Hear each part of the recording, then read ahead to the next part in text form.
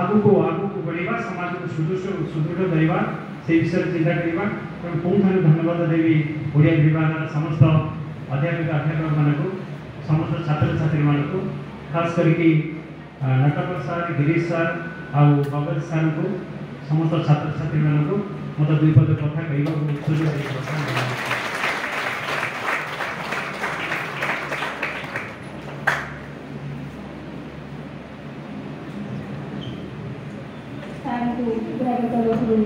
अशेष धन्यवाद सार वक्तव्य में गोटे प्रसंग कहि सार आम भागवत अच्छी जे एमन खोजु थाए जहाँ काले प्राप्त हुए ताहा सार जहाँ चिंता करते पर्जा हॉस्टेल को आसवा समय सार मनस्कामना पूरण हो सब आम भागवत आम जीवन सहित एते अनैतिक भाव जड़ित आम जहाँ कहुचे जहाँ पढ़ुचे नीतिदिनिया जीवन चर्या सबकि भागवत भितर आम पाइबा तेणु भागवत केवल गोटे धर्म बा गोटे आध्यात्मिकता दृष्टि आम विचार कले हुए भूल हम आम ओडिया जातिर गढ़नर मूल भित्तिभूमि भागवत भितर आम पाइबा आम भाषार दिव्य भाषार सम्मिश्रण आम भागवत भितर पाइबा आम सांस्कृतिक जीवन चर्या को आम भागवत भितर देखिपर तेणु भागवत आम प्रति मनुष्यर गोटे सूक्ष्म भाव चेतना सहित जड़ित वर्तमान आम गहन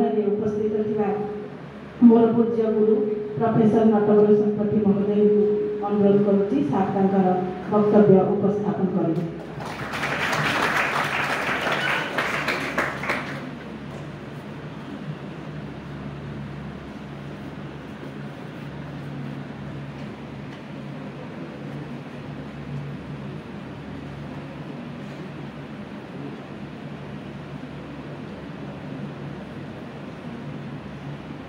संस्कृतिर आभार से भागवत को मोर नमस्कार श्रद्धेय विजयलक्ष्मी श्रद्धेय श्रीजुक्त मल्लिक बंधु डॉक्टर गिरीश चंद्र मिश्र बंधु डॉक्टर बाबाचरण पटनायक ज्ञानी सममित्रा प्रमुख एवं राजा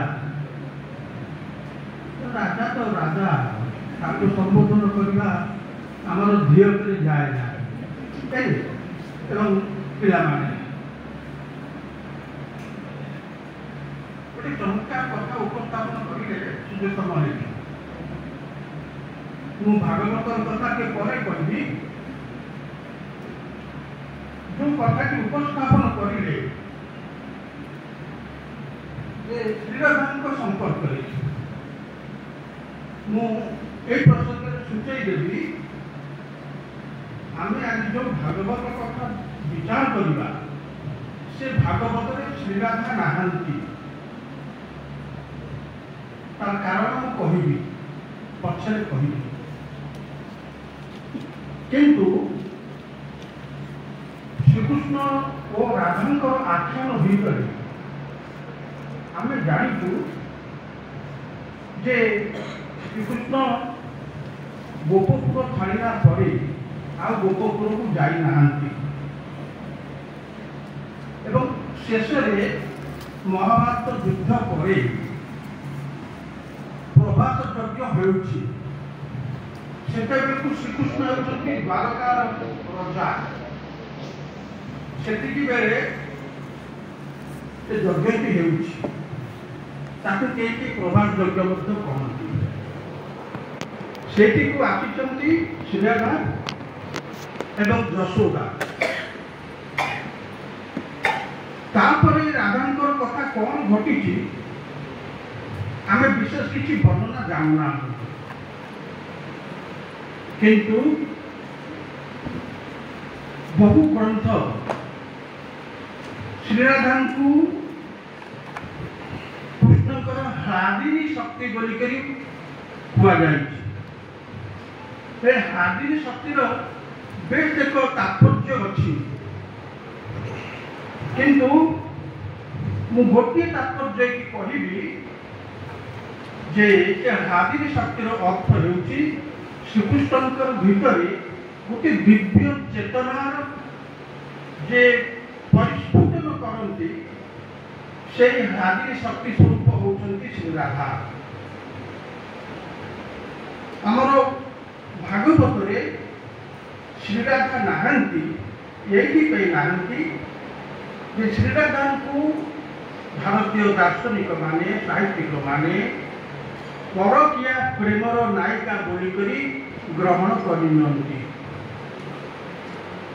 परकिया प्रेमिक भाव जेहेतु श्रीराधांकर अनेक ऐश्वर्य आम शुणीचे विभिन्न साहित्य साहित्यिक माने व्याख्या करिसंती किंतु भागवत रे तांकर स्थान मिलना यही मिलना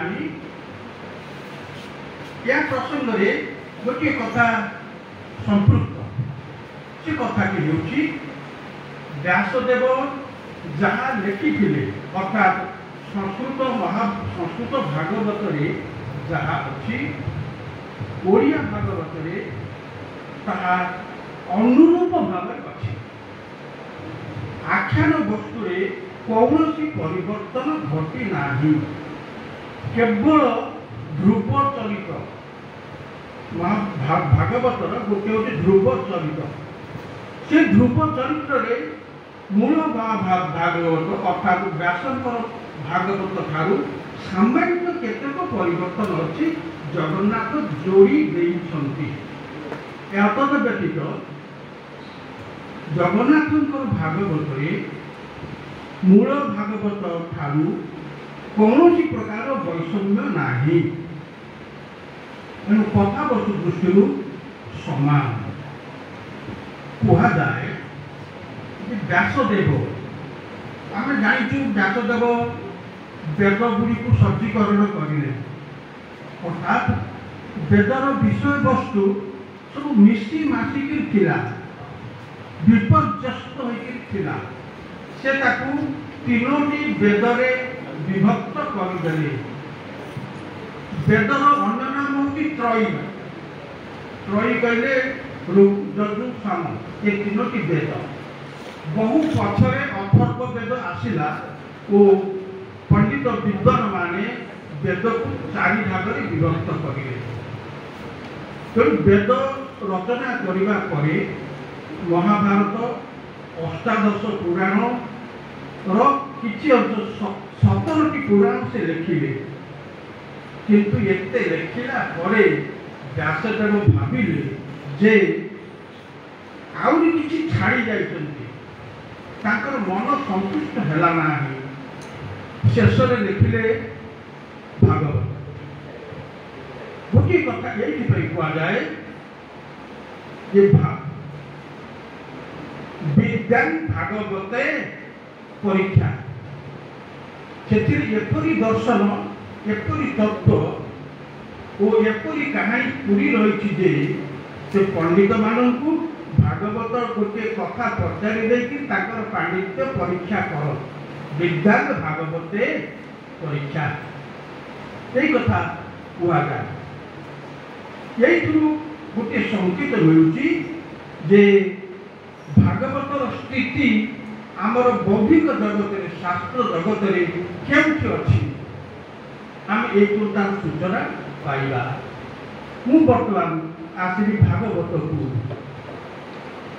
भागवत आम जो भागवत देखुचु से भागवतटी हूँ 11 स्कंध पर्यंत अच्छी जो 11 स्कंध पर्यंत लिखिंट जगन्नाथ दास। जगन्नाथ दास लिखिंट एवं कई पंडित कहते जे 11 स्कंध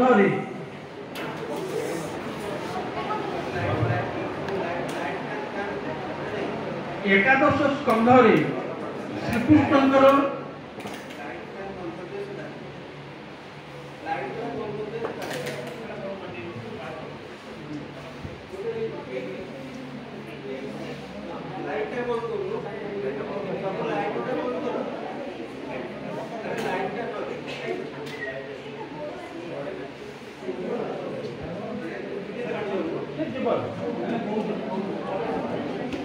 ଆହତ ହେଇକି ସେଇଠି ବସିକି ଖାଉ ଯାଉ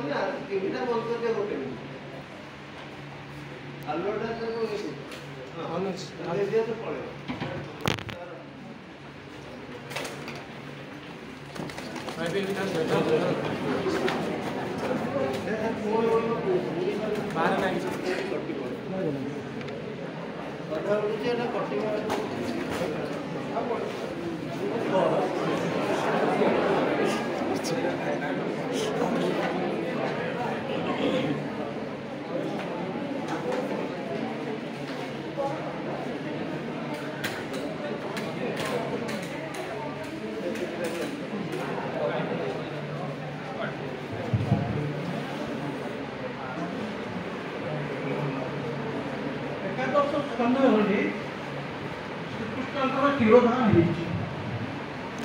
ତାପରେ ଜଗନ୍ନାଥ ଆଉ ଲେଖିବା ପାଇଁ ଚାହିଁନାହାନ୍ତି, କିନ୍ତୁ ଆମେ ଦେଖୁଛୁ ଭାଗବତ ଦ୍ୱାଦଶ ସ୍କନ୍ଧ ବିଶିଷ୍ଟ।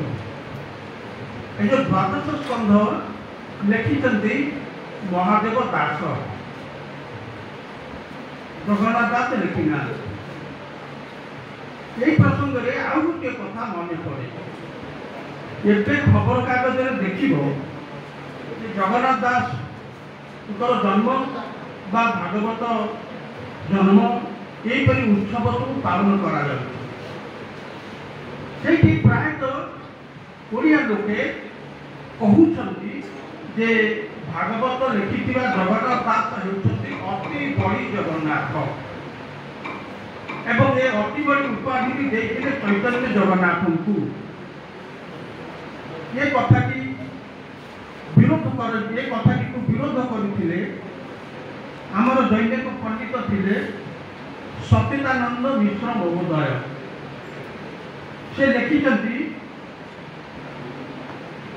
ଯେ ଗୋଟିଏ କାଳରେ ଅନେକ ବଳରାମ ଦାସ ଥିଲେ, ଅନେକ ଜଗନ୍ନାଥ ଦାସ ଥିଲେ, ଅନେକ ଅଚ୍ୟୁତାନନ୍ଦ ଦାସ ଥିଲେ। ସେ ଯେଉଁ ଜଗନ୍ନାଥ ଦାସ ଭାଗବତର ରଚୟିତା, ସେ ପୁରୀର ଅଧିବାସୀ। ଠିକ ତାଙ୍କରି କାଳରେ ସେହି ସମୟରେ ପୁରୀରେ ଆଉ ଜଣେ ଜଗନ୍ନାଥ ଦାସ ଥିଲେ। ସେ ଜଗନ୍ନାଥ ଦାସ ଖୁବ୍ ପଣ୍ଡିତ ଏବଂ କାଶୀକୁ ବରାବର ଯାଇ କାଶୀ ପଣ୍ଡିତ ମାନଙ୍କୁ ବିଦ୍ୟାରେ ପରାସ୍ତ କରିଥିଲେ। ସେଇଥିପାଇଁ ଚୈତନ୍ୟ ତାଙ୍କୁ ଅତି ବଡ଼ି ଉପାଧି ଦେଲେ। ଚୈତନ୍ୟ ଭାଗବତକାର ଜଗନ୍ନାଥଙ୍କୁ, ଭାଗବତ ଲେଖିଥିବା ଜଗନ୍ନାଥଙ୍କୁ କସ୍ମିନି କାଳେ ଅତି ବଡ଼ି ଦେବେ ନାହିଁ, ଅତି ବଡ଼ି କହିବେ ନାହିଁ, ସେ ଉପାଧି ଦେବେ ନାହିଁ। କାହିଁକି ନା ଚୈତନ୍ୟଙ୍କର ଦର୍ଶନ ଅଲଗା, ପନ୍ଥା ଅଲଗା ଏବଂ ତାଠାରୁ ସମ୍ପୂର୍ଣ୍ଣ ଭାବରେ ଭିନ୍ନ ଏକ ପନ୍ଥା ବା ଦର୍ଶନର ଅଧିକାରୀ ହେଉଛନ୍ତି ଭାଗବତ ଲେଖିଥିବା ଜଗନ୍ନାଥ। ଏଣୁ ଚୈତନ୍ୟ ଭାଗବତକାରଙ୍କୁ ଅତି ବଡ଼ି କହିପାରିବେ ନାହିଁ। ଆମେ ଜାଣିଛେ ଯେ ଅତି ବଡ଼ି ଜଗନ୍ନାଥ ଦାସ ଯେଉଁ ଉତ୍କଳୀୟ ବୈଷ୍ଣବ ବୋଲିକିରି ଆମେ ତାଙ୍କୁ କହୁ, ଯେ ଉତ୍କଳୀୟ ବୈଷ୍ଣବ ପନ୍ଥାଟି କ'ଣ, ତାର ଆଦର୍ଶ କ'ଣ? ଏମାନେ ସମସ୍ତେ ହେଉଛନ୍ତି ଜ୍ଞାନ ମିଶ୍ରା ଭକ୍ତିର ଅଧିକାରୀ ବା ଜ୍ଞାନ ମିଶ୍ରା ଭକ୍ତିର ପ୍ରଚାରକ। ଚୈତନ୍ୟ ହେଉଛନ୍ତି ରାଗାନୁଗା ଭକ୍ତିର ପ୍ରଚାରକ। ରାଗାନୁଗା ଭକ୍ତିରେ ରାଧା ଅଛନ୍ତି, କିନ୍ତୁ ଚୈତନ୍ୟ ବା ଜ୍ଞାନ ମିଶ୍ରା ଭକ୍ତିରେ ରାଧା ନାହାନ୍ତି। ସେଠି ରାଧାକୃଷ୍ଣଙ୍କର ମିଳନ चैतन्य पंथी दर्शन में राधाकृष्ण मिलन हूँ सर्वश्रेष्ठ मिलन एवं दर्शन में ताहा गोटे विराट तात्विकतार दिग्दर्शक से तात्विकता जगन्नाथ दासंकर जगन्नाथ दास पंथीकर से संप्रदायर नुहे जगन्नाथ दास से भाव में निज दर्शन को प्रचार करना से विषय किसी कहना तेणु दर्शन दृष्टि उभय स्वतंत्र तेणु अति बड़ी को आम कहवा से अति बड़ी जो जगन्नाथ दास से जगन्नाथ दास भागवत काल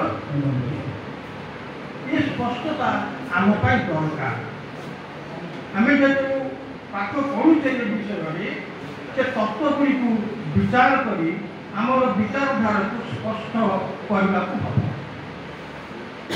यापर आसवि जे जगन्नाथ दास जो लिखिले भागवत भागवत अष्टादश पुराण भितर गोटे किंतु ओडिशा रे संस्कृत भाषा रे बा संस्कृत साहित्य जो अष्टादश पुराण अच्छी ओडिया रे से परंपरा नहीं लिखिं पीताम्बर दास नृसिंह पुराण रे जे ओडिशा रे गोटे स्वतंत्र परंपरा अच्छी से परंपरा होची जे ओडिशा रे गोटे पंच पुराण संघ अच्छी पंच पुराण संघ कहले कि बुझे सारला महाभारत बलराम दासंकर दांडी रामायण जगन्नाथंकर भागवत हरिवंश अच्युतानंदर हरिवंश एवं पीताम्बर दासंकर नृसिंह पुराण ये पांचटी पुराण को नहीं पंच पुराण संघ ओडिशा रे गढ़ी उठी थिला बोली करी से काल रे पीताम्बर दास एक कथा कहि आमे देखिए जो पांचटी पुराण कथा कहिलु पंच पुराण संघ कथा कहिलु सेतिरे महाभारत को नहीं किंतु संस्कृत रे महाभारत पुराण नहीं संस्कृत रे महाभारत हेउची इतिहास रामायण हेउची काव्य एवं हरिवंश और नृसिंह पुराण ये दुईटी उप पुराण जमती अष्टादश महापुराण से अष्टादश उप पुराण अच्छी तेणु देखा संस्कृत परंपरा भितर जो पुराण कथा कहुई से पुराण गुड़िक भितर केवल आसुची भागवत आम ओडिया साहित्य इतिहास आलोचना करला बेले जानिछु जे शारदा दास महाभारतर मर्यादा केते महात्म्य केते ओडिया साहित्यर ओ भाषार विकास रे महाभारत स्थान क्योंकि ये कथा आम जानिचे आम जानिचे जे गांधी रामायण महत्व कौन बहु वर्ष पूर्वे हिंदी रे रामशंकर त्रिपाठी बोली जड़े गवेषक गवेषणा करते बड़ीर नाम हूँ जे भारत की राम कथाओं और जगमोहन रामायण से सुंदर कथाटी कहते जे भारत वर्ष जेते रामायण लेखा अच्छी से सब रामायण भितर जगमोहन रामायण होची अन्यतम श्रेष्ठ रामायण कहीं से जुक्ति भारत वर्ष जेते रामायण लेखा होची से सबू रामायण रामचंद्र को एक दिव्य अवतार बोलिकी विष्णुतर अवतार बोलिकी से अवतारी बोलिकी अवतार और अवतारी ये दुईटी कथा तुम्हें बुझुथिब ये कथा से कहते रामचंद्र अवतारी पुरुष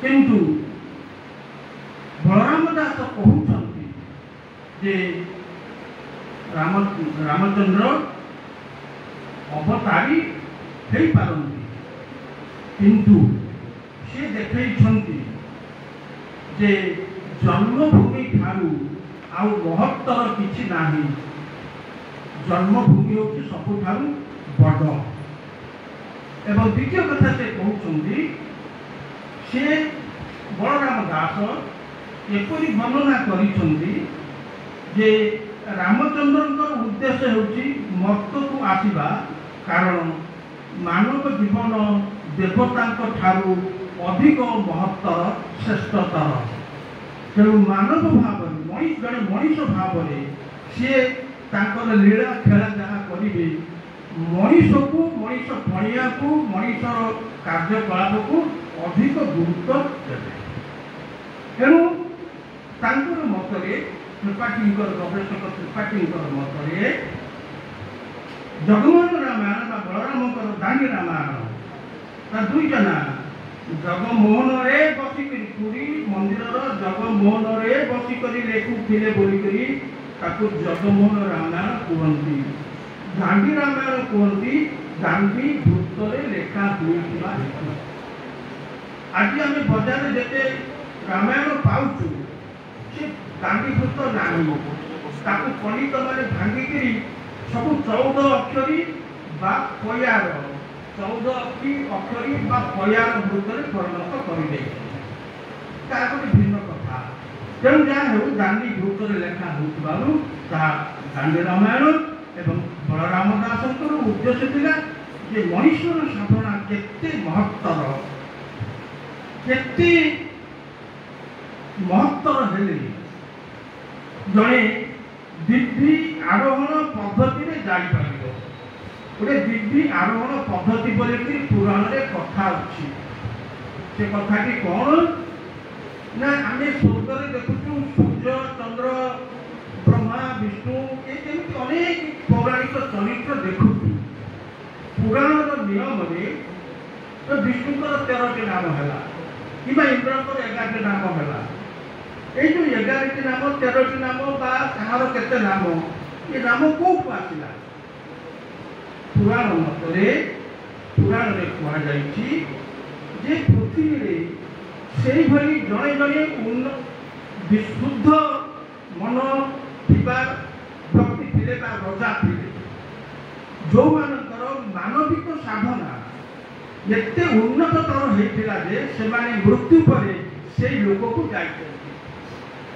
जदि विष्णुकर 13टी नाम ताले 13 जन लोक पृथ्वी रे खूब उन्नत बा शुद्ध चेता रजा थिले प्रजापक्ष रजा थिले तेणु सेमानकर कीर्ति और कीर्ति बल से जाइछन्ति विष्णु पदक जेमिति आमे कहूते ध्रुव एवं ध्रुवंकर कहानी की आमे जानिछे ध्रुवंकर गोटे नाम तार द्वितीय नाम नाही येथिपाई नाही जे ता हेउची आम पुराण शास्त्र रे सर्वोच्च पद ताठारु आउ उच्चतर पद किछि नाही तेणु ध्रुव निज साधना बेले से गोटे उच्चतर पद को जाइछन्ति एगुड़ी को पुराण परंपरा दिव्य आरोहण पद्धति बोलिकी कहुए अर्थात ये कहुए जे मनीष कौन मनीष भितर दिव्य ज्ञान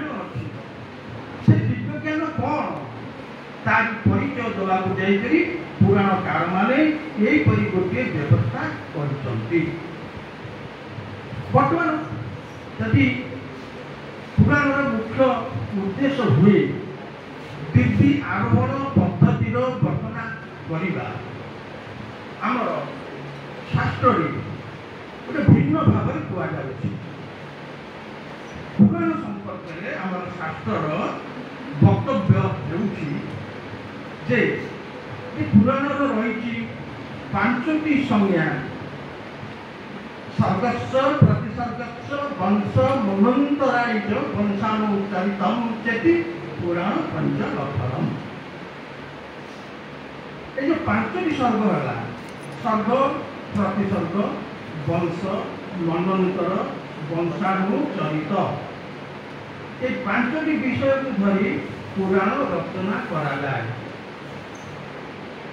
जो सर्ग और प्रतिसर्ग सर्ग हूँ सृष्टिर नियम किपरि ये सृष्टि है मानव सृष्टि किपरि है पुराण कल्पना करे जे प्रत्येक सृष्टि गोटे निर्दिष्ट समय रे ध्वंस पाइब विलय हम एवं विलय पर पुनः सृष्टि आउ थे सृष्टि हम ये जो दुईटी कथा सर्ग और प्रतिसर्ग ये संपूर्ण भाव में एक दार्शनिक तत्व। तृतीय कथा होची जे वंश वंश कहले कहार वंश आम कहवा ना गोटे हूँ राजा महाराजा मानकर वंश कारण राजा महाराजा माने शासक से शासक राजा महाराजा मानकर जीवन बा तांकर वंश संपर्कीय वृत्तांत बा आख्यायिका पुराणर वर्णनार विषय वंशानुचरित कहले जड़े रजा पर आउ जड़े रजा आसिले जमी आम कहूँ सूर्य वंश भारत वंश में दुईटी वंश बहुत प्रख्यात वंश जड़े एशियन गांगे करे जड़े तात्विक लोक से गोटे मत देते जे भारत वर्ष में दुईटी वंश गोटे हूँ सूर्यवंश अन्यटी कुरु वंश भिन्न भाव गोटे मंतव्य देते भारत वर्ष हूँ ऋषि मानकर शासन आम आज भारत वर्ष कथा कहूँ ना इतिहास प्राचीन भारत वर्षर ये कहानी आम देखीचु रामायण कहलु कि रामायण अच्छी वशिष्ठ कुल पुरोहित राजा दशरथ हूँ रामचंद्र हूँ जे कि हूँ बिना परामर्श किसी काम करें दरकार परामर्श उपदेश दरकार तेरे जो दुईटी वंश थिला से दुईटी वंश भितर सूर्यवंश ही होती महापराक्रमशाली त्यागी परोपकारी से जदि केवे देव दानव असुर मान भितर युद्ध हुए वो देवता माने हारी जाती से यही सूर्यवंशर लोक मानू डाकिक नियंती असुर सहित युद्ध कर असुर मानू निपात करती ये कथा आम पुराण विभिन्न आख्यान माध्यम जानी मुचुकुंद बोली जड़े अत्यंत प्रसिद्ध राजा थे से वंश से इंद्र डाकिले सी गले युद्ध बहुत दिन युद्ध कर क्लांत होकर फेरी आसिले कहले मोर टी विश्राम दरकार सी कौटी जगह पाइले नहीं गोटे पहाड़र गुहा भितर कहले ये भल जगह निर्विघ्न शोपारि से शोगले मुचुकुंदर शत्रु हूँ काल दमन काल दमन बोलिक कहते काल दमन खोजी खोजी कुआड़े गले मुचुकुंद एमती खोजी खोजी आसिक जो देखिले ये गुहारे शोई पड़ते कहले जहाँ मो शत्रु मिलगला मुझे बंद करदेवी किंतु जिते आघात कला मुचुकुंद केवल चाहिए से काल दमन ध्वंस होगा ये कथाटीर तात्पर्य अनेक अच्छी यही तात्पर्य संक्षेप में कही जे एमाने केवल बाहुबल वीर नथिले त्याग तपस्या ज्ञान तितिक्षा बहु गुण में बलशाली थे तेणु आखिरी जो प्रज्ञान ज्योति थिला दानर तितिक्षा क्षमार जो ज्योति थिला से ज्योति बाहरी करी काल दमन को ध्वंस करदेला ये कथा ये कहूँ सूर्यवंशर नरपति माने केते प्रभावशाली थे गुणवंत थे प्रजावत्सल थे इत्यादि इत्यादि कथा एवं से आलोक आम देखु दशरथ को आम देखु रामचंद्र रामचंद्र सूर्यवंशर तिलक श्रेष्ठ पुरुष ଏବଂ ସେ ବିଷ୍ଣୁ ଅଂଶୀ ଏସବୁ ପୁରାଣର ବର୍ଣ୍ଣନା କଥା। ଅପର ବଂଶଟି ହେଉଛି କୁରୁ ବଂଶ। ଏ କୁରୁ ବଂଶ, କୁରୁ ରାଜା ମାନ୍ଧାତା କହିଲେ ଆମେ ନାଁ ଶୁଣିଛୁ, ତାଙ୍କର ପୂର୍ବପୁରୁଷ ମାନ୍ଧାତା। ସେଇ ବଂଶରେ ଦିলীପ ରଘୁନାଥ ଲେଖିଛନ୍ତି ଆମର କାଳିଦାସ କାବ୍ୟ। ଦିলীପ ଭଗୀରଥ ଯେ ଗଙ୍ଗାକୁ ଆଣିଲେ, ଏହିପରି ଅନେକ ସୁପୁରୁଷ ସେଇ ବଂଶ ଥିଲେ। ଭୁଲ କହିଲି ସେମାନେ ହେଉଛନ୍ତି ସୂର୍ଯ୍ୟବଂଶ, ଦିলীପ ଏବଂ ଇଏ ଭାଇ। କୁରୁ ବଂଶରେ ମାନ୍ଧାତାଙ୍କ ସମୟକୁ ଆରମ୍ଭ ହେଉଛି ଏବଂ ଶେଷରେ ଆସୁଛନ୍ତି କୌରବମାନେ। ଓ କୌରବ ପାଣ୍ଡବ ଭିତରେ ଯାହା ଯୁଦ୍ଧ, ତାହା ହେଉଛି ମହାଭାରତର କାହାଣୀ। ଏ ମହାଭାରତର କାହାଣୀକୁ ଭାରତର ଇତିହାସ ବୋଲିକରି ମନେ କରାଯାଏ। ଏଣୁ ମହାଭାରତ ହେଉଛି ଇତିହାସ ଓ ରାମାୟଣ ହେଉଛି କାବ୍ୟ। ଇତିହାସର ଅଙ୍ଗ ବା ଆଙ୍ଗିକ, ତାର ତତ୍ତ୍ୱ, ତାର ଲକ୍ଷଣ, ତାର ବର୍ଣ୍ଣନା, ତାର ତଥ୍ୟ ଉପସ୍ଥାପନା ଭିନ୍ନ ଏବଂ କାବ୍ୟର ଉପସ୍ଥାପନ ବା କାବ୍ୟର ଭିତ୍ତି ଭିନ୍ନ। ତେଣୁ ରାମାୟଣ ଓ ମହାଭାରତ ଏ ଦୁଇଟି ଭାରତବର୍ଷର କ୍ଲାସିକ ଗ୍ରନ୍ଥ ଏବଂ ଏ ଦୁଇଟି କ୍ଲାସିକ ଗ୍ରନ୍ଥକୁ ଧରି ଭାରତବର୍ଷର ସାହିତ୍ୟିକ, ଭାରତବର୍ଷର ଧର୍ମ, ଭାରତବର୍ଷର ଆଦର୍ଶ ଓ ଭାରତବର୍ଷର କଳା ତତ୍ତ୍ୱ ନିରୂପିତ ହୋଇଥାଏ। ଏଣୁ ଆମେ ଦେଖିବୁ ସଂସ୍କୃତ ସାହିତ୍ୟର ଯେତେ ଇତିହାସ ରଚନା କରାଯାଇଛି, ସେ ଇତିହାସ ଗୁଡ଼ିକ ଭିତରେ ପଣ୍ଡିତମାନେ କହିଦେଇଛନ୍ତି ଯେ ଭାରତବର୍ଷର ପରବର୍ତ୍ତୀ କାଳର ସାମାଜିକ ନିୟମ ମହାଭାରତ ଅନୁସାରେ ଗଢ଼ା ହେଇଛି, ରାମାୟଣ ଅନୁସାରେ ଗଢ଼ା ହୋଇନାହିଁ। କାରଣ ରାମାୟଣ ହେଉଛି କାବ୍ୟ, ଅର୍ଥାତ୍ ଏକ ଆଦର୍ଶ ଆଖ୍ୟାନ। ସେଥିରେ ଆଦର୍ଶ କଥା ଅଧିକ ରହିଛି, ନୀତିର କଥା ଅନେକ ରହିଛି।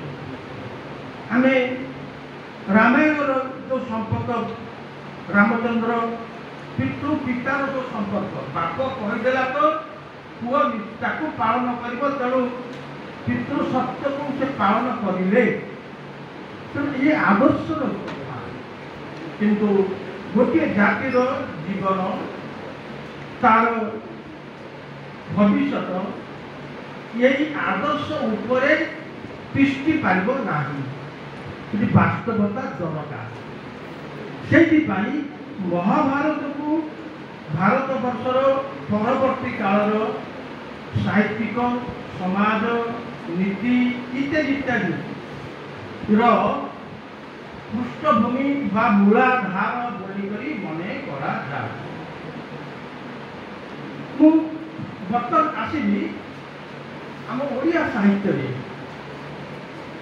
ଗୋଟିଏ କାବ୍ୟ ଏବଂ ପୁରାଣ ଏବଂ ତାପରେ କାବ୍ୟ। କିନ୍ତୁ ଦ୍ୱିତୀୟ ଶ୍ରେଣୀର ଯେଉଁ କାବ୍ୟ ଆମେ ଦେଖୁଛୁ, ଏ ଦ୍ୱିତୀୟ ଶ୍ରେଣୀର କାବ୍ୟ ଆରମ୍ଭ ହେଇଛି ରାମ ବିବାହ। ରାମ ବିବାହ ବୋଲି ଧନଞ୍ଜୟ ଭଞ୍ଜ ନାଇଁ,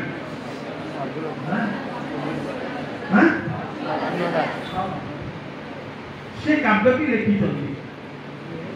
ଅପରପକ୍ଷରେ ଯେ ସେ ସମୟରେ ମଧ୍ୟ ରଚନା କରାଯାଉଛି ଆମର ଭାଗବତ, ରାମାୟଣ ଇତ୍ୟାଦି ଇତ୍ୟାଦି ପୁରାଣ, ଯେମିତିକି ପୁରାଣ ହରିବଂଶ, ନୃସିଂହ ପୁରାଣ ଇତ୍ୟାଦି ଇତ୍ୟାଦି ପୁରାଣ ରଚନା କରାଯାଉଛି।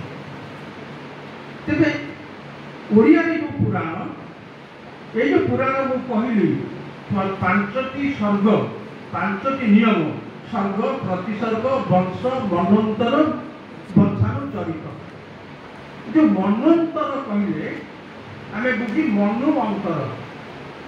আমি জানি পচরা হুয়ে সব কেতে মনু না 14টি মনু। पुराण परंपरा ये समग्र विश्व ब्रह्मांड पालनकर्ता होती मनु। स्वयंभुव मनु होती प्रथम मनु। स्वयंभुव मनु, वैवस्वत मनु, सापण्य मनु, दक्ष मनु, एमती अनेक मनु अच्छा। स्वयंभुव मनु पुओ वैवस्वत मनु, ये वैवस्वत मनु काल भारत वर्ष सामाजिक दार्शनिक और अन्य विषय अभ्युदय होता।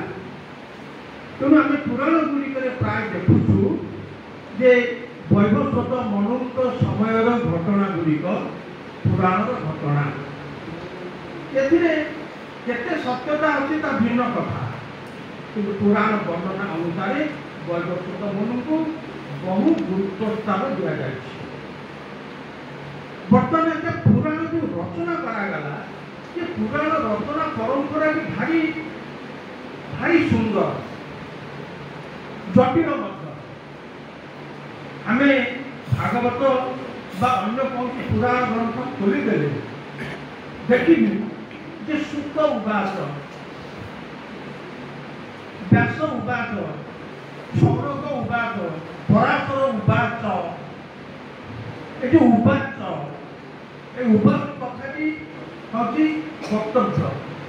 उवाचर आहरी प्रतिशब्द अच्छी, गोटे हूँ प्रश्नोत्तर, गोटे हूँ कथोपकथन, गोटे हूँ संलाप। अर्थात पुराण कथोपकथन शैली लिखा जाए। पुराण शैली हूँ कथोपकथन शैली बा संवाद शैली बा उक्ति प्रसक्ति शैली। जे कौन भागवत खोली दौ दौ आम देखू शुक्ल परीक्षित संवाद। से संवाद आम एति बुझुचु जे परीक्षित गोटे बड़ परीक्षार सम्मुखीन होती। जदि आम कहानी को जीवु ताले परीक्षित राजा जिते शिकार उद्देश्य वन को जाइए, वन में बुली बुलिक भारी तुषारित हो जाते। से पानी खोजुले, पानी पाऊ न। चंद्रमुनि गली जड़े मुनि तपस्या करुले, से पानी मागिले। ऋषि जेहेतु तपस्या मग्न रजांकर आउ से कथा को से शुणी पारे ना। तेणु से राजा रागी कर गोटे साप मला साप बेकर पकईदे चली आए। मुनिकर पुओ जिते चंद्र से चाहिए देखिले एमती बापा को किए अपमानित कर अपमान कर 24 घंटा भितर तक्षक सापड़ा तक्षक साप कामुड़े से मरी जाऊ। यही जो देले अभिशाप, से अभिशाप पाइला परीक्षित भाई चिंतित हो गए। तेणु कौन कर मुनि ऋषि मैंने आसिले संवाद शुणिक दुख प्रकाश करेंगे। कारण परीक्षित जड़े भारी धार्मिक राजा, प्रजावत्सल राजा इत्यादि बहुत सुगुण परिपूर्ण। किंतु एमती गोटे दुर्योग घटला जहाँफल से अभिशप्त हेले। तेणु से बसिले ध्यान में बसिले। सुपमुनि आसिले। सुपमुनि राजा केतक प्रश्न पचारे। सुपमुनि ता उत्तर देले। तेणु सुप और परीक्षित संवाद भागवत आरंभ होइछि। किंतु परे परे आउरी अनेक प्रश्नकर्ता आसिछन्ति और उत्तरदाता अछन्ति। तेणु जो प्रश्नोत्तर बा उवाच प्रति उवाच शैली, ये उवाच और प्रति उवाच शैली जेहेतु पुराण रचना करा जाए एवं भागवत 18 पुराण भितर अन्यतम पुराण। तेणु से शैली जगन्नाथ दास आहरण कर व्यवहार कर।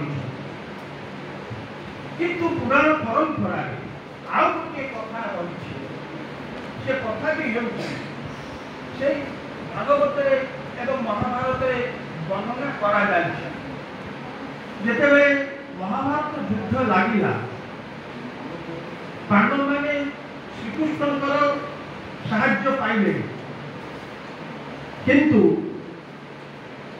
बलराम शिष्य होती दुर्योधन अर्थात बलराम दुर्योधन गदा गुरु दुर्योधन थे गदा युद्ध खूब पारंगम से गदा युद्धर कौशल बलराम शिखाई तेणु बलराम दुर्योधन प्रति अधिक थे आकृष्ट सी चाहूले कौरव पक्ष को युद्ध में सहायता करेंगे गोटे सुंदर कहानी अच्छी युद्ध आरंभ हम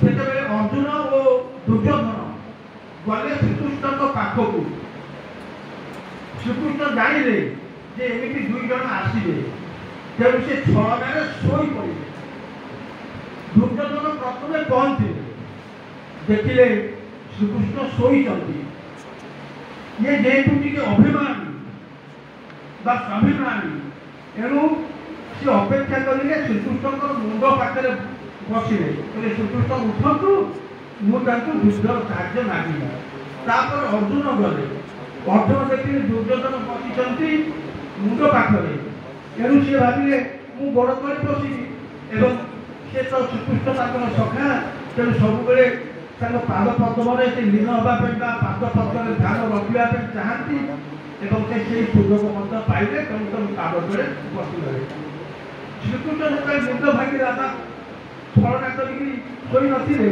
आखि खोलीदे से देखिले अर्जुन बसी तेणु अर्जुन को पचारे तू कौन आयु युद्ध होती युद्ध में साहय दुर्योधन कौन मुझे आगे आसी साहय नापे आगे आसी मु कौन करी मु तो शोक चाहिए बेलू देखी सी मो गोड़ पाखे बसी मुझे देखिकी तेणु तार जो अनुरोध तार जो आवश्यकता मुझे पूरण करी ये गोटे चालबाज ये भारी विरक्त हो जाते तेणु श्रीकृष्ण गोटे चालाकी करेंगे कहले भाई आप युद्ध आप जातु तीर्थ को जातु तेणुक पटापटी कर तीर्थ को पठेदेले बलराम तीर्थ गले आरंभ है महाभारत युद्ध शेष शेष बेलू ये गोटे अवस्था आउ गोटे घटना घटुची से पुराण विषय कौन ना पुराण में आम देखा निमिषारण्य वर्तमान उत्तर प्रदेश से निमिषारण्य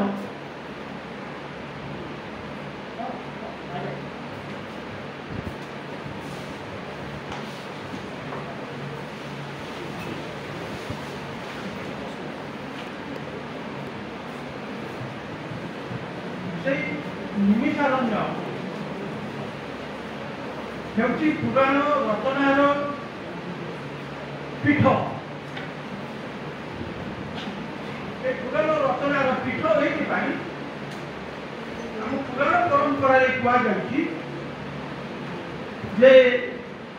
से पीठ निमिषारण्य मुनि माने आसिक बसती ऋषि माने बसती एवं से ऋषि माने जो बैठक हुए ता भितर गोटे पौरोहित आसन सभापति आसन थांती रोमहर्षण बा लोमहर्षण लोम बा रोमहर्षण आम पुराण परंपरा होती सूत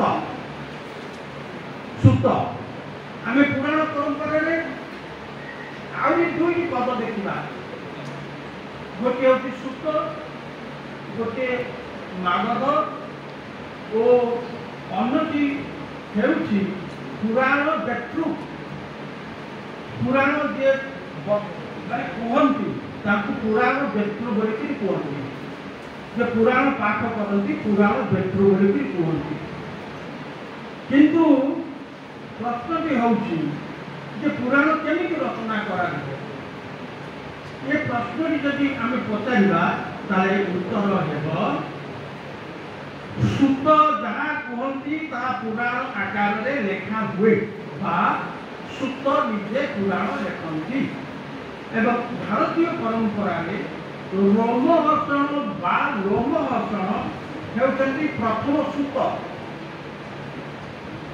ये सुत पुराण लेखती बा पुराण लेखिबा पई पुराण उपादान बा उपाख्यान मुनि ऋषि मानकु दियंती सेमाने पुराण लेखती भारतीय पुराण परंपरा रे व्यास होचंती प्रथम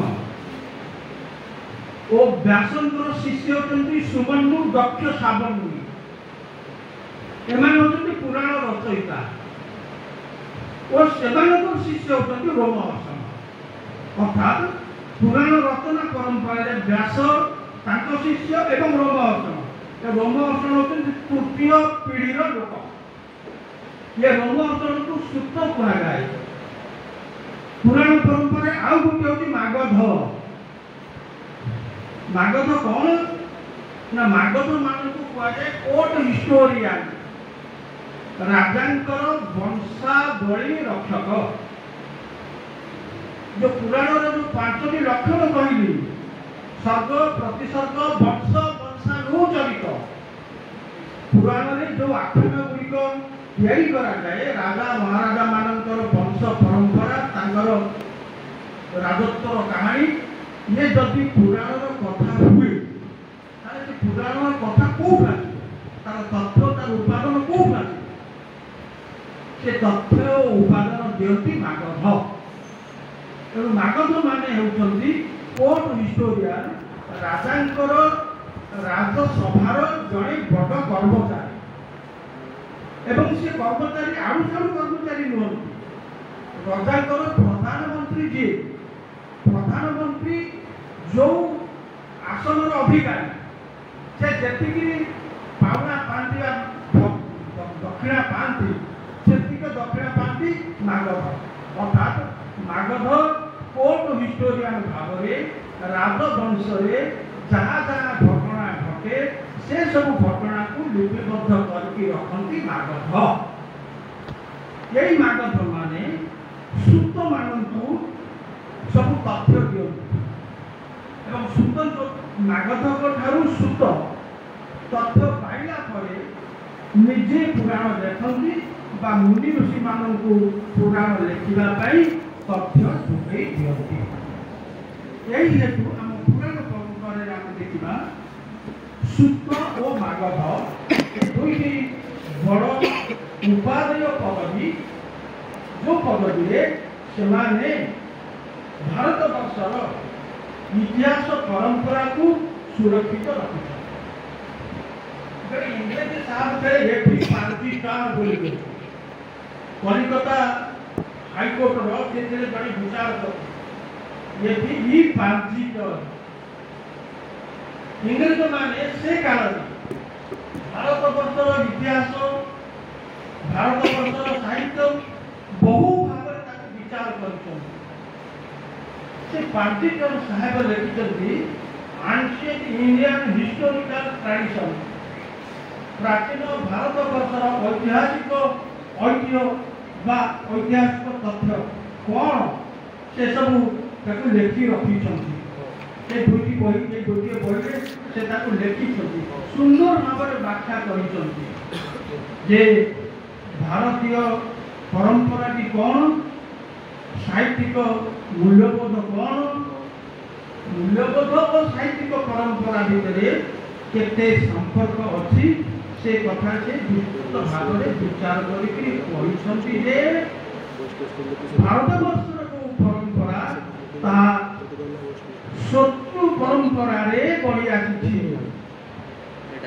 अर्थात सुनी जो आमे सुनी वेद को मने रखुथले वेदर नाम कौन पड़ा कुआ जाए से गोटे कथा किंतु प्रकृत में सुनी कई वेद मन रखते ना सुनी कौन मन रखा जाए ତାକୁ ଆମର ଶ୍ରୀଧର ସ୍ୱାମୀ ଜଣେ ବିରାଟ ପଣ୍ଡିତ ଥିଲେ ଦ୍ୱାଦଶ ଶତାବ୍ଦୀର, ସେ ହେଉଛନ୍ତି ବାଲେଶ୍ୱରର ଲୋକ। ସେ ଲେଖିଛନ୍ତି ଯେ ଆଖ୍ୟାନ ଉପାଖ୍ୟାନ ଗାଥା ନାରାଶଂସୀ ଏବଂ ଗାଥା ନାରାଶଂସୀ ଏବଂ ଗଳ୍ପ ଚୌକି, ଏ ଚାରିଟା କଥା ପୁରାଣ ଲେଖାଯାଏ। ଗାଥା କହିଲେ କ'ଣ? ଆମେ ଯାହାକୁ କହୁଛୁ ବାଲା ପୂର୍ବ ପୁରୁଷର କାହାଣୀ। ଗାଥା ହେଉଛି ପୂର୍ବ ପୁରୁଷର କାହାଣୀ। এই ପୂର୍ବପୁରୁଷର କାହାଣୀ ଯେଉଁମାନେ ପ୍ରତ୍ୟକ୍ଷ ଭାବରେ ଶୁଣିଥିବେ, ଦେଖିଥିବେ, ମୋର ବାପା କ'ଣ କରିଥିଲେ ମୁଁ ଦେଖିଛି, ମୋ ବାପାଙ୍କ ବିଷୟରେ ମୋ ଠାରୁ ଯେଉଁ କଥା ଶୁଣା ହୁଏ ତାକୁ କୁହାଯାଏ ଆଖ୍ୟାନ। ଆଖ୍ୟାନ ସ୍ୱୟଂ କୃତ୍ୱାର୍ଥ ବୋଲିକରି ସେ କହିଛନ୍ତି। ଅର୍ଥାତ୍ ଯେଉଁ ଘଟଣା ସବୁ ଆମ ଚାରି ପାଖରେ ଘଟୁଛି ଆମେ ତାକୁ ଦେଖିଛୁ, କିନ୍ତୁ ଆମେ ଦେଖିନାଉ, ଶୁଣିଛୁ। ସେଗୁଡ଼ିକ ହେଉଛି ଉପାଖ୍ୟାନ ବା ଆମେ ତାକୁ ବାଲାର ବୋଲିକରି କହୁଛୁ। ବାଲାର ଅର୍ଥାତ୍ ବାଲାର ହେଉଛି ଆମ ପୂର୍ବପୁରୁଷଙ୍କର କାହାଣୀ, ଯାହା ଆମେ ଦୀର୍ଘ ଦିନ ଧରିକରି ଶୁଣି ଆସୁଛୁ। ଏହି ହେତୁ କୁହାଯାଏ ଯେ ପୁରାଣ ପିତୃ ପରମ୍ପରାର କାହାଣୀ। ଆମର ପୂର୍ବପୁରୁଷ କିପରି ଥିଲେ, କ'ଣ କରିଥିଲେ, କିପରି ଆଦର୍ଶ ମଣିଷ ଜୀବନର ସୁରକ୍ଷା ପାଇଁ ଆନ୍ଦୋଳନ କେଠି ଅଛି ମୁଁ ଜାଣିବି, ଆଦର୍ଶ ଧର୍ମ ଆନ୍ଦୋଳନ କେଠି ଅଛି ମୁଁ ଜାଣିବି କେବେ ସେମାନେ କ'ଣ କରିଥିଲେ, ଏଇ ସବୁ କଥା ହଁ ପୁରାଣର ହଁ ଗଲାଣି କଥା ହେତୁ ପୁରାଣ ଫୋନ୍ ନେଇ ନାହିଁ ହେଲା। ଗାଥା ବୋଲିକରି କୁହାଯାଏ। ତେଣୁ ମୁଁ ଯେଉଁ କଥା କହୁଥିଲି ଯେ ରୋମହର୍ଷଣ, ମୁଁ କହୁଥିଲି ବଳରାମଙ୍କ କଥା। ବଳରାମଙ୍କୁ ତୀର୍ଥକୁ ପଠାଇଦେଲେ ଶ୍ରୀକୃଷ୍ଣ, ଏପାଖରେ ଯୁଦ୍ଧ ହେଇଗଲା। ଯୁଦ୍ଧ ଶେଷ ପରେ ବଳରାମ ବୁଲିକିରି ଆସି ପହଞ୍ଚିଲେ ନିମିଷାରଣ୍ୟରେ। ମୁଁ ନିମିଷାରଣ୍ୟର କଥା କହୁଥିଲି। ନିମିଷାରଣ୍ୟରେ ବସିଛନ୍ତି ସୂତ ଏବଂ ସୌନକ ଏବଂ ଅନ୍ୟ ଋଷିମାନେ ତାଙ୍କୁ ବେଢ଼ି କରି ବସିଛନ୍ତି। ପୁରାଣ ଚର୍ଚ୍ଚା ହେଉଛି। ଏହି ସମୟରେ ଆସିକି ପହଞ୍ଚିଗଲେ ବଳରାମ। ବଳରାମଙ୍କୁ ଦେଖିକରି ଏ ସମସ୍ତେ ମୁନି ଋଷିମାନେ ଠିଆ ହେଇଗଲେ ଓ ତାଙ୍କୁ ନମସ୍କାର କରିଲେ। କିନ୍ତୁ ସୂତ ଲୋମହର୍ଷଣ ତାଙ୍କ ଜାଗାରୁ ଉଠିଲେ ନାହିଁ। ଏଥିରେ ଭାରି ଅପମାନିତ ହେଲେ ବଳରାମ।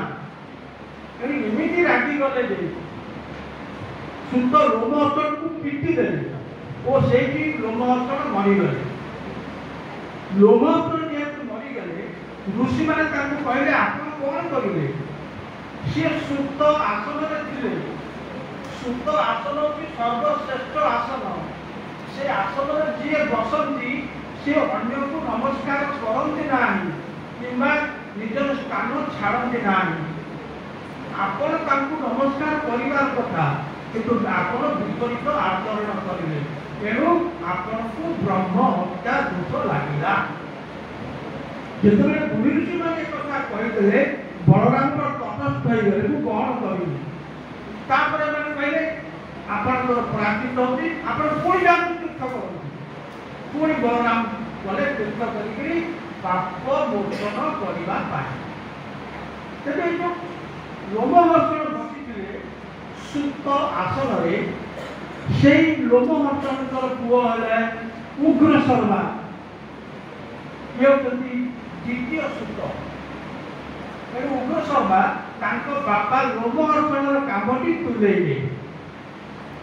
ତେଣୁ ଆମେ ପୁରାଣ ପରମ୍ପରାରେ ସୂତ କହିଲେ ଦୁଇ ଜଣଙ୍କୁ ଦେଖୁଛୁ, ଗୋଟିଏ ଲୋମହର୍ଷଣ ଆଉ ହେଉଛନ୍ତି ଉଗ୍ରଶର୍ମା। ଅନେକ ପୁରାଣରେ ଏ ଦୁଇ ଜଣ ହେଉଛନ୍ତି ପ୍ରବକ୍ତା, ପୁରାଣ ପ୍ରବକ୍ତା ବା ପୁରାଣ ପ୍ରବର୍ତ୍ତକ। ଏବଂ प्रश्न पचारुचंती केही केही से संग करि पारंती पराशर होई पारंती एमती भिन्न भिन्न मुनि होई पारंती से प्रश्न करती एवं तार उत्तर दियंती सुत यही हेतु कहवा आम पुराण परंपराटी हूँ गोटे सुत परंपरा बा सुतंकर कौन व्याख्या समीक्षा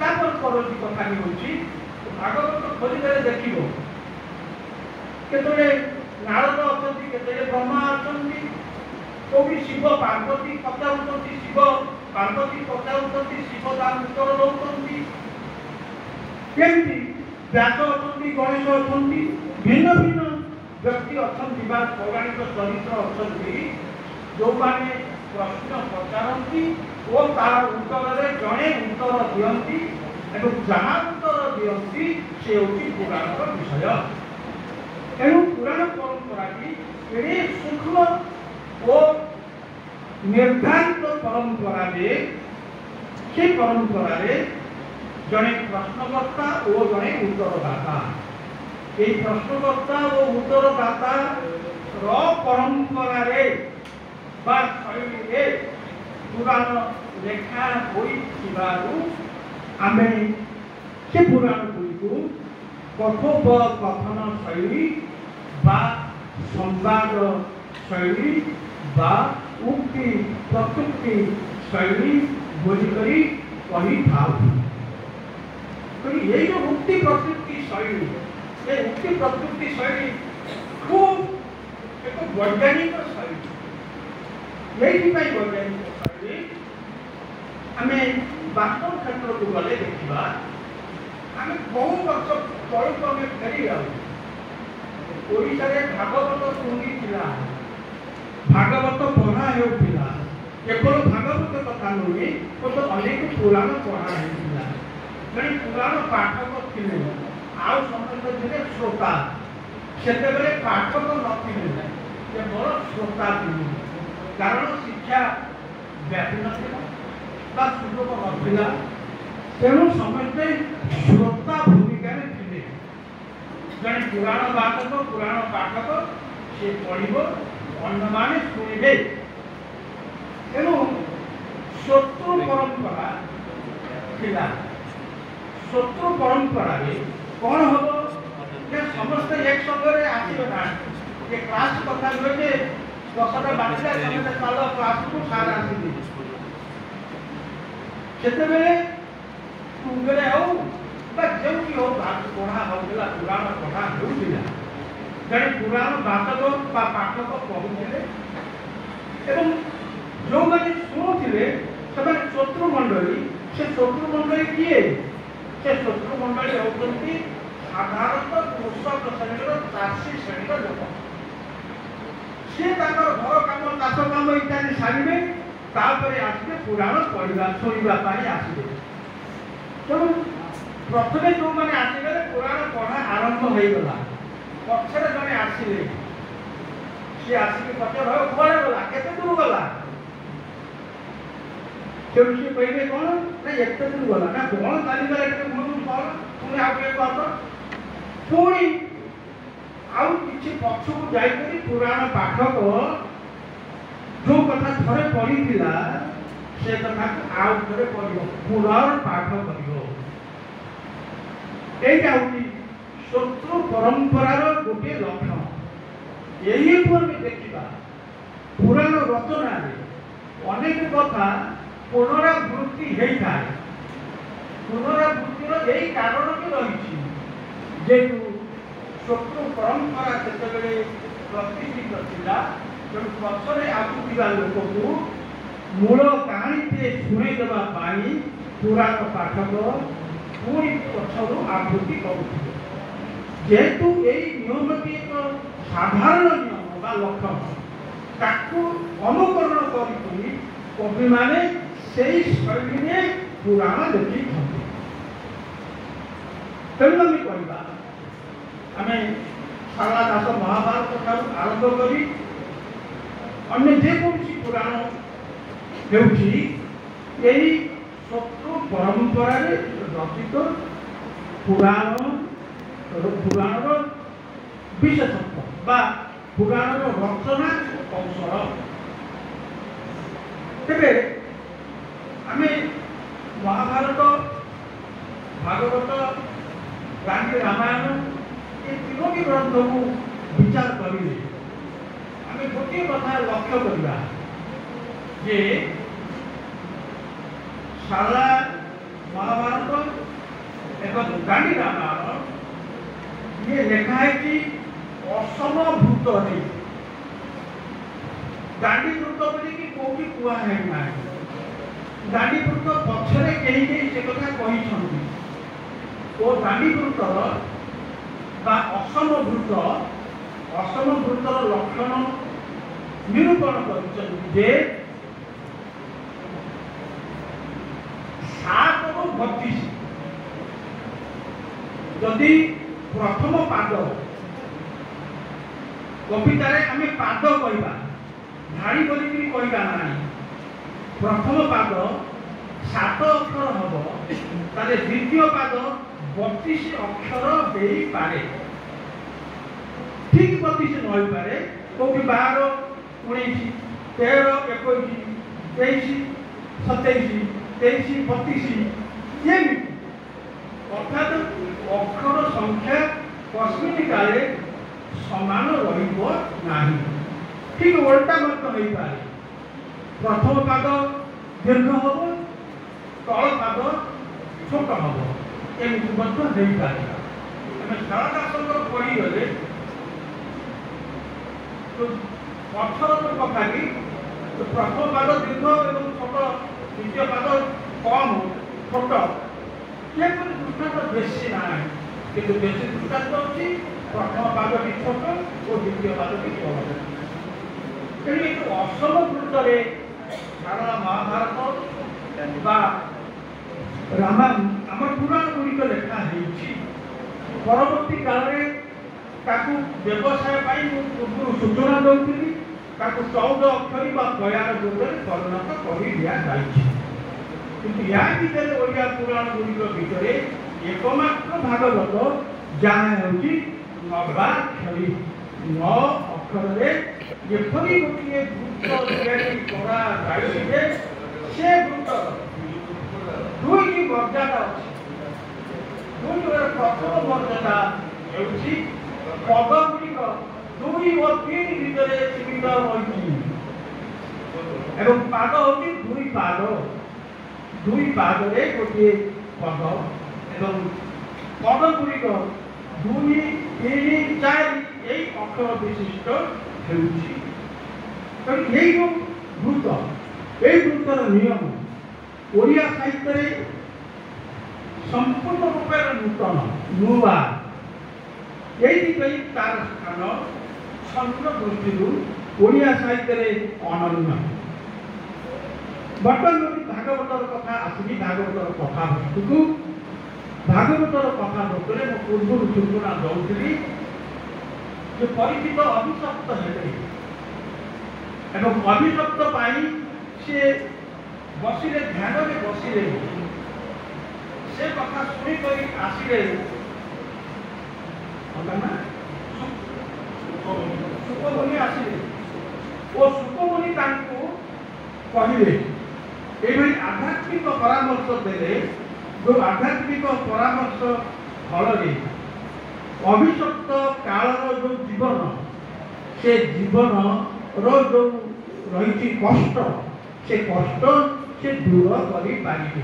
ତେଣୁ କଷ୍ଟ ଲାଘବ ପାଇଁ, ବ୍ୟକ୍ତିଗତ ଦୁଃଖ ଲାଘବ ପାଇଁ ଏ ଭାଗବତଟି ରଚନା କରାଯାଇଛି ଓ ଭାଗବତ ସୁଖ ପରିଚିତ ସମ୍ବାଦରୁ ଆରମ୍ଭ ହୋଇ ଶେଷରେ 11 ସ୍କନ୍ଧ ପର୍ଯ୍ୟନ୍ତ ଯାଇଛି। ଯେଉଁ 11 ସ୍କନ୍ଧରେ ଶ୍ରୀକୃଷ୍ଣଙ୍କର କ'ଣ ମହାପ୍ରୟାଣ ଘଟୁଛି।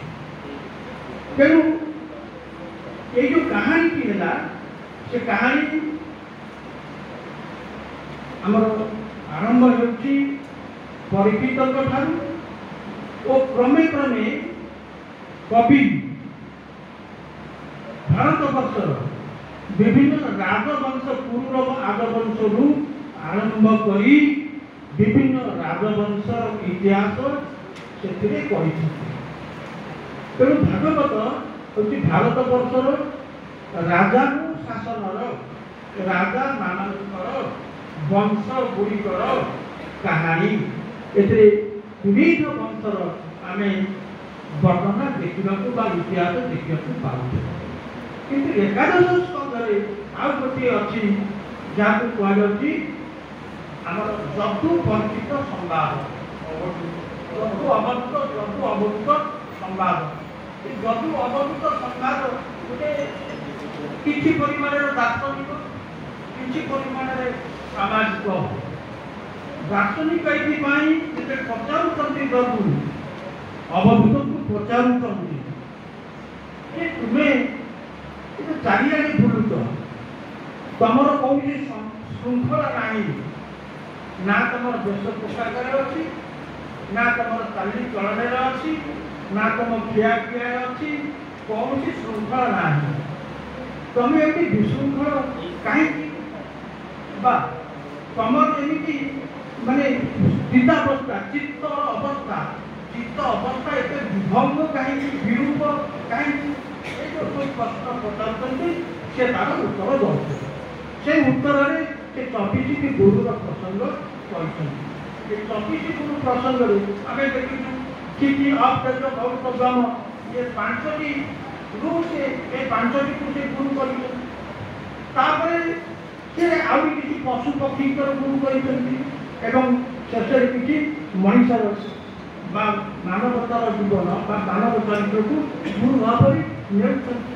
ଏହିପରି କେତୋଟି ତ୍ରିବିଧ ଜଗତରୁ ଯେଉଁ ଗୁରୁ କରୁଛନ୍ତି ତାର କେବଳ ଉଦ୍ଦେଶ୍ୟ ହେଉଛି ଯେ ପାଠକ ମାନଙ୍କୁ ନିଜର ସମାଜ, ପ୍ରକୃତି ଏବଂ ଯୋଉରେ ପଞ୍ଚଭୂତ ଶରୀର, ପଞ୍ଚଭୂତ ଏ ଜଗତ ସେ ସମ୍ବନ୍ଧରେ କିଛି ସୂଚନା ଦେବା ବା ସେ ସମ୍ପର୍କରେ କିଛି ଆଧ୍ୟାତ୍ମିକ ପରାମର୍ଶ ଦେବା।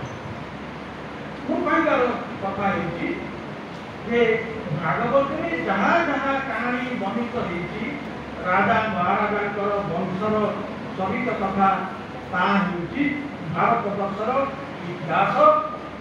ଏବଂ এই ଇତିହାସ ବ୍ୟତୀତ ଆଉ କିଛି ଦାର୍ଶନିକ ତତ୍ତ୍ୱ ବା ଦାର୍ଶନିକ କାହାଣୀ କବି ଖୁଣ୍ଟି ଯାଇଛନ୍ତି, ତାର ଭିତରେ ଏଇ ହେଉଛି 24 ଗୁରୁ ପ୍ରସଙ୍ଗ ହେଉଛି ସବୁଠାରୁ ଗୋଟିଏ ଉନ୍ନତ ବା ଆକର୍ଷଣମୂଳକ, ଲୋକ ଆକର୍ଷଣମୂଳକ, ଲୋକ ଚିତ୍ତାନୁଗ୍ରାହୀ, ଚିତ୍ତକୁ ମାନେ କରିବ, ବିଜଡ଼ିତ କରିବ, ଚିତ୍ତକୁ ଆକୃଷ୍ଟ କରିବ, ସେହିପରି ଗୋଟିଏ କାହାଣୀ।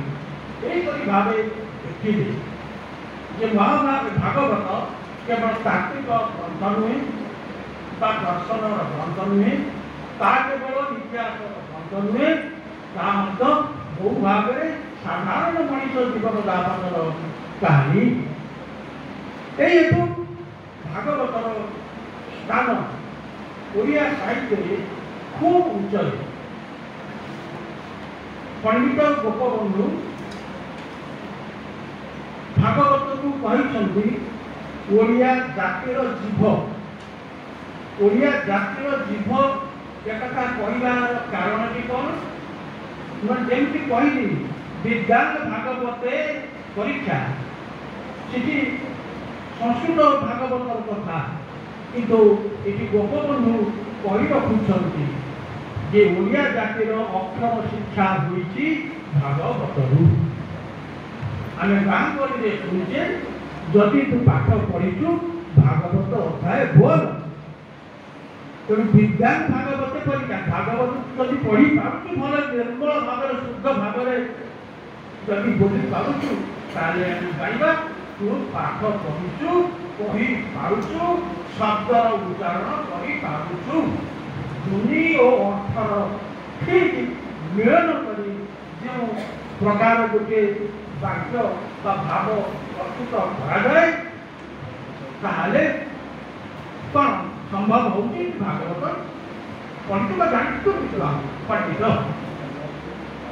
ତେଣୁ କାହିଁ तात्विकता कहीं दर्शन कहीं ओडिया भागवतर एक प्रकार सामाजिक प्रभाव ये सामाजिक प्रभाव हेतु यथार्थ जाग कहे ओडिया जातिर जीव भागवत आमर विद्यार आमर बुद्धिर आमर आध्यात्मिकतार सामाजिकतार इत्यादि इत्यादि प्रतिनिधित्व करे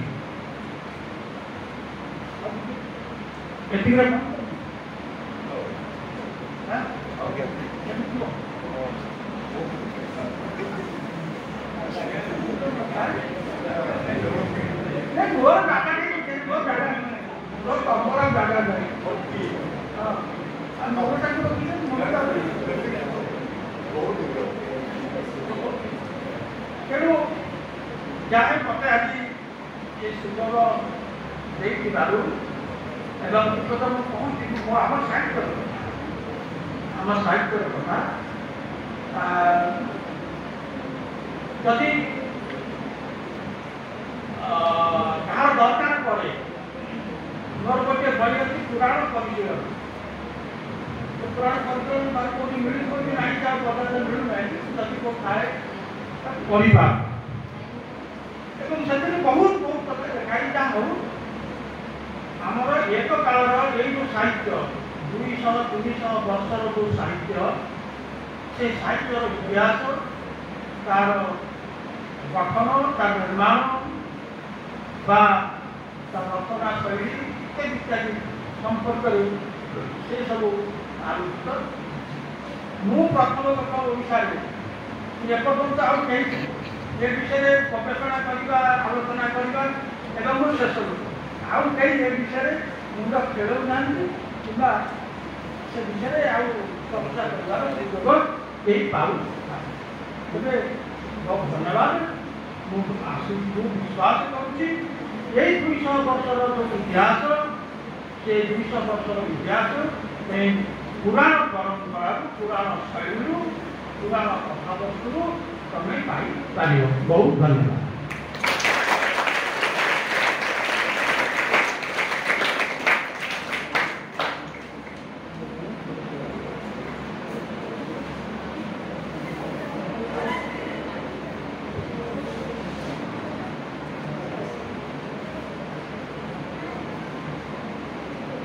बर्तमान मु आमर उपस्थित थिबा बाबाजी सार को अनुरोध करुछु सार वक्तव्य संक्षेप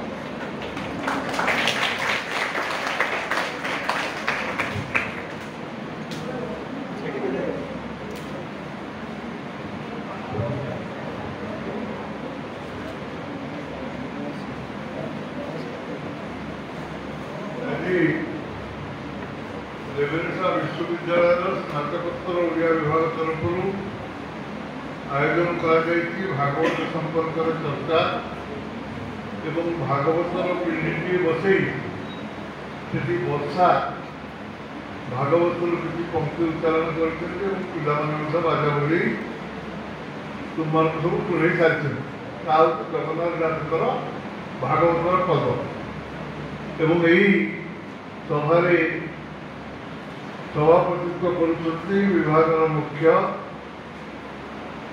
श्रद्धेया विजयलक्ष्मी पिलामाने तुमने जहाँ को शुणिल पूर्व से बहुत कथा कही सारी 1.5 घंटा भितर सी होती सम्माननीय मोर अग्रज प्रोफेसर नटवर शतपथी ये उपस्थित अच्छा गिरीश बहेना और विभागर अन्य अध्यापक अध्यापिका वृंद पे मु बेसी समय कहबी ना बहुत समय कहबार इच्छा थे भी आउ बर्तमान बेल कहवाई अनुकूल नुहे प्रसंगटी रही भागवत संपर्कित विश्वास और विचार तेणु ओडिया जगन्नाथ दास भागवत को अनुवाद करते अनुवाद कला बेले कौटी केमी टे मौलिकता खोली ଏବଂ ତାକୁ ମଧ୍ୟ ତୁଳନାତ୍ମକ ଭାବରେ ଆମେ ପ୍ରକାଶ କରିପାରିବା। ତୁମେ ସମସ୍ତେ ଜାଣିଛ ଭାଗବତ କଥା ଆରମ୍ଭ ହେଲା କୋଉଠୁ ନା ରାଜା ପରିଚିତ ଯାଉଥିଲେ, ସେ ବାଟରେ ଦେଖିଲେ ଜଣେ ଋଷି ତପସ୍ୟା କରୁଛନ୍ତି, ତାଙ୍କ ନାଁ ହେଉଛି ସମୀକ, ଏବଂ ସିଏ ତାକୁ କହିଲେ ପାଣି ଦିଅ। ସିଏ ତପସ୍ୟାରେ ମଗ୍ନ, କିଛି ଶୁଣିଲେନି। ବାଟରେ ଗୋଟେ ପଡ଼ିଥିଲା ସାପର ଚମ, ଅର୍ଥାତ୍ ସାପର କାତି, ସାପ କାଟି ଛଡ଼ିଥିଲା। ସେ କାତିଟାକୁ ଆଣିଲେ, ରାଜା କ'ଣ କଲେ ନା ସମୀକ ଋଷିଙ୍କର ବେକରେ ପକାଇଦେଲେ। ବେକରେ ପକାଇଦେଲା ପରେ ସମୀକ ଋଷିଙ୍କର ପୁଅ ଶୃଙ୍ଗୀ ସେ ଖେଳୁଥିଲା। ସେ ଆସି ଦେଖିଲା ତା ବାପା ବେକରେ କିଏ ପକାଇ ଦେଇଛି ସାପର କାତି, ଏବଂ ସେ ସେଇଠି ଅଭିଶାପ ଦେଲା, ମୋ ବାପା ବେକରେ ଯେଉଁ ଲୋକ ମଲା ସାପର କାତିକୁ ପକାଇ ଦେଇଛନ୍ତି ସେ ଲୋକକୁ 7 ଦିନ ଭିତରେ ତକ୍ଷକ ସାପ ଦଂଶନ କରିବ। ଏବଂ ଲୋକମାନେ ଯାଇ ରାଜାଙ୍କୁ କହିଲେ, ଗୁଡ଼େ କଥାଟେ ଖୋସାମତିଆ, କହିଲେ ଆଜ୍ଞା ସିଏ ବ୍ରାହ୍ମଣ ପିଲା, ସିଏ କ'ଣ କହିଲା ବୋଲି କଥା ଏହା ହେଇଯିବ, ଆପଣ ବିଲକୁଲ ମାନନ୍ତୁ ନାହିଁ, ତାକୁ କିଛି କ୍ଷମା ପ୍ରାର୍ଥନା କରନ୍ତୁ ନାହିଁ।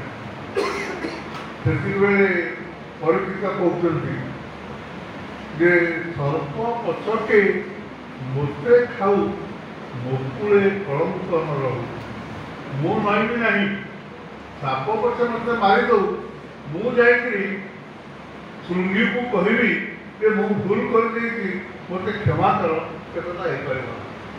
ତେଣୁ ପିଲାମାନେ ଏହି ଘଟଣା ପରେ ରାଜା ପରୀକ୍ଷିତଙ୍କୁ ଭଗବାନ ସମ୍ପର୍କିତ ତତ୍ତ୍ୱ, ଭାଗବତ କେମିତି ହେଲା, ଭଗବାନଙ୍କ ସମ୍ପର୍କିତ କଥା ବା ଭଗବତର ନିର୍ଯାସ ବା ଜଗତ ସୃଷ୍ଟି ଏବଂ ସ୍ରଷ୍ଟାତ୍ୱ ହିଁ ଏକମାତ୍ର ପ୍ରାପ୍ୟ ହେଉଛି ଭଗବାନଙ୍କର, ସେହି କଥାକୁ ବୁଝାଇବା ପାଇଁ ଯାଇ ପହଞ୍ଚିଲେ ଶୁକମୁନି।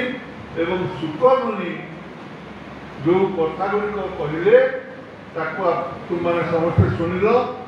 ଶୁକ କହିବେ, ପରୀକ୍ଷିତ ପଚାରିବେ, ଏବଂ ଏହି ପ୍ରକାର ଶୈଳୀକୁ କୁହାଯାଏ ସମ୍ବାଦ ଶୈଳୀ ବା କଥୋପକଥନ ଶୈଳୀ। ତେଣୁ ଏହି ପ୍ରକାର ଶୈଳୀ ଆମର ଓଡ଼ିଆରେ ଭାଗବତ ଲେଖାଯାଇଛି। ଏବଂ ଭାଗବତ ଯାହା ଭାଇ କହୁଥିଲେ, ଜଗନ୍ନାଥ ଦାସ 11 ସ୍କନ୍ଧ ପର୍ଯ୍ୟନ୍ତ ଅନୁବାଦ କରିଛନ୍ତି। ଏବଂ ସେ ଲେଖିଲେ, କୃଷ୍ଣ ସହିତ ଜଗନ୍ନାଥ ଚଳିଲେ ଗୋଲକ ଯେ ପଥ, କୃଷ୍ଣ ସ୍ୱର୍ଗାରୋହଣ କଲେ ନାହିଁ, ତା ସହିତ ଜଗନ୍ନାଥ ଦାସ ମଧ୍ୟ ସ୍ୱର୍ଗାରୋହଣ କରିଦେଲେ। ମହାଦେବ ଦାସ 12 ସ୍କନ୍ଧ ଅନୁବାଦ କଲେ। ଏବଂ ସଂସ୍କୃତ ମହାଭାରତ ଠାରୁ ସଂସ୍କୃତ ଭାଗବତ ଠାରୁ ଓଡ଼ିଆ ଭାଗବତ ରଚନାର କାଳର ବ୍ୟବଧାନ ପାଖାପାଖି ହେବ କେତେ, ଯଦି 1000 ହୁଏ, ଇଏ ହେଲାଣି 1500, 500-600 ବର୍ଷର କଥା।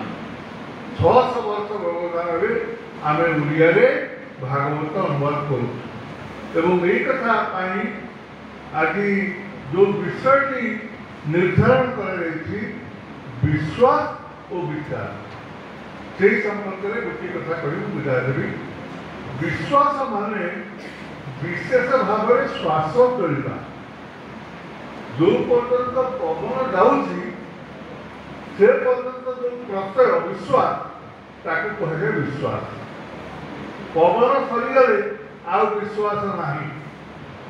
ତେଣୁ ଲୋକଟିର ଶେଷ ନିଶ୍ୱାସ ସେ ତ୍ୟାଗ କରିବାକୁ ଯାଉଥିବ, ଘୁଡ଼ୁ ଘୁଡ଼ୁ ହେଉଥିବ, ଆଈ ଡାକୁଥିବ କି ବୋଉ ଡାକୁଥିବ, ଆରେ ବାବା ବାପା ଯିବା ଆସିବା ବେଳ ହେଲାଣି, ଭାଗବତ ଟିକେ ପଢ଼ି ଶୁଣା। ଏହା ହିଁ ହେଉଛି ଭାଗବତର ବିଶ୍ୱାସ। ଭାଗବତର ବିଶ୍ୱାସ ହେଉଛି ଶ୍ୱାସ ଚାଲିଥିବା ପର୍ଯ୍ୟନ୍ତ ବ୍ୟକ୍ତି ସଚେତନ ଥାଏ, ପବନ ଶରୀରରୁ ଚାଲି ଯାଉଛି, ସେ ମୁହୂର୍ତ୍ତରେ ଯେଉଁ ଗ୍ରନ୍ଥ ଲୋକକୁ ସାହାଯ୍ୟ ଦେଉଛି ଆର ପାରିର ଜୀବନ ସମ୍ପର୍କରେ, ତାହା ହେଉଛି ଭାଗବତ, ତାହା ହେଉଛି ଭାଗବତର ବିଶ୍ୱାସ। ଭାଗବତ ନ ପଢ଼ା ଗଲେ କେହି କେବେ ମରିପାରନ୍ତି ନାହିଁ।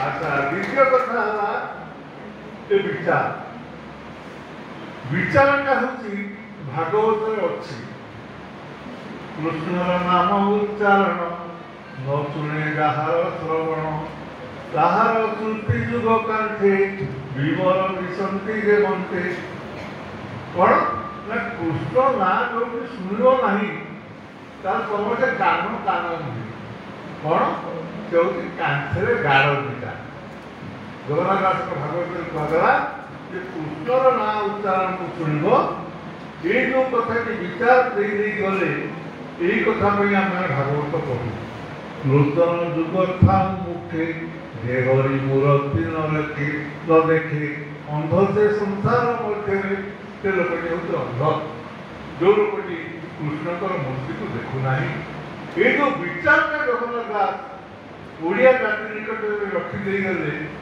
ताहे हूँ सर्वोत्कृष्ट विचार एवं सर्वोत्कृष्ट नीति सर्वोत्कृष्ट अनुसरणीय प्रसंग तेणु पिलाने जो दुईटी कथा आम भागवत को पढ़ुचु गोटे हूँ विश्वासर कथा आ गए विचार कथा किंतु साहित्यिक विचार अलग कथा जगन्नाथ दास भागवत को ओडिया साहित्य प्रथम विचार कले किए प्रथम कविता रूपे विचार कले गोपबंधु दास जगन्नाथ दास कविता दिए लिखिले एवं भाषा दृष्टि साहित्य दृष्टि विचार कले किए ना गोपीनाथ नंद शर्मा गोपीनाथ नंद शर्मा भागवत चर्चा प्रथम प्रकाश पाइला गोपबंधु दास संपादन प्रकाश पाउथिबा सत्यवादी ता परवर्ती काल में जगन्नाथ दास भागवत चर्चा बा विचार बहु भाव बहु लोक कर नट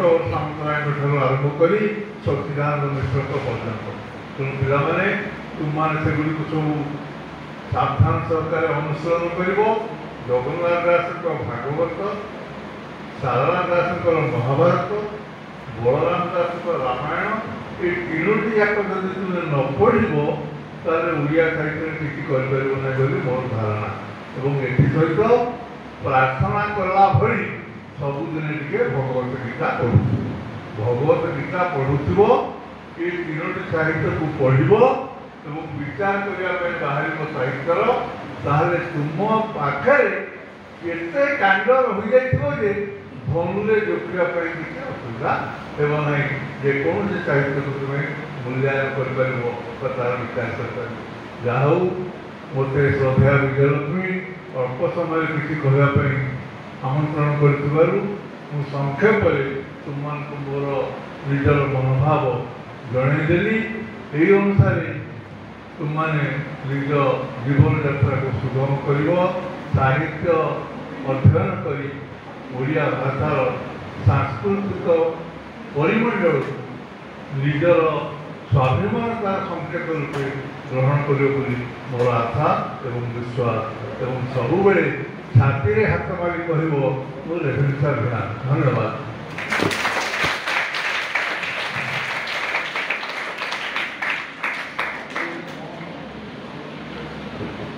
वर्तमान आम सहित उपस्थित आम विभाग सार गिरीश सर को अनुरोध कर वक्तव्य संक्षेप देते सार देह भी भल नहीं संक्षेप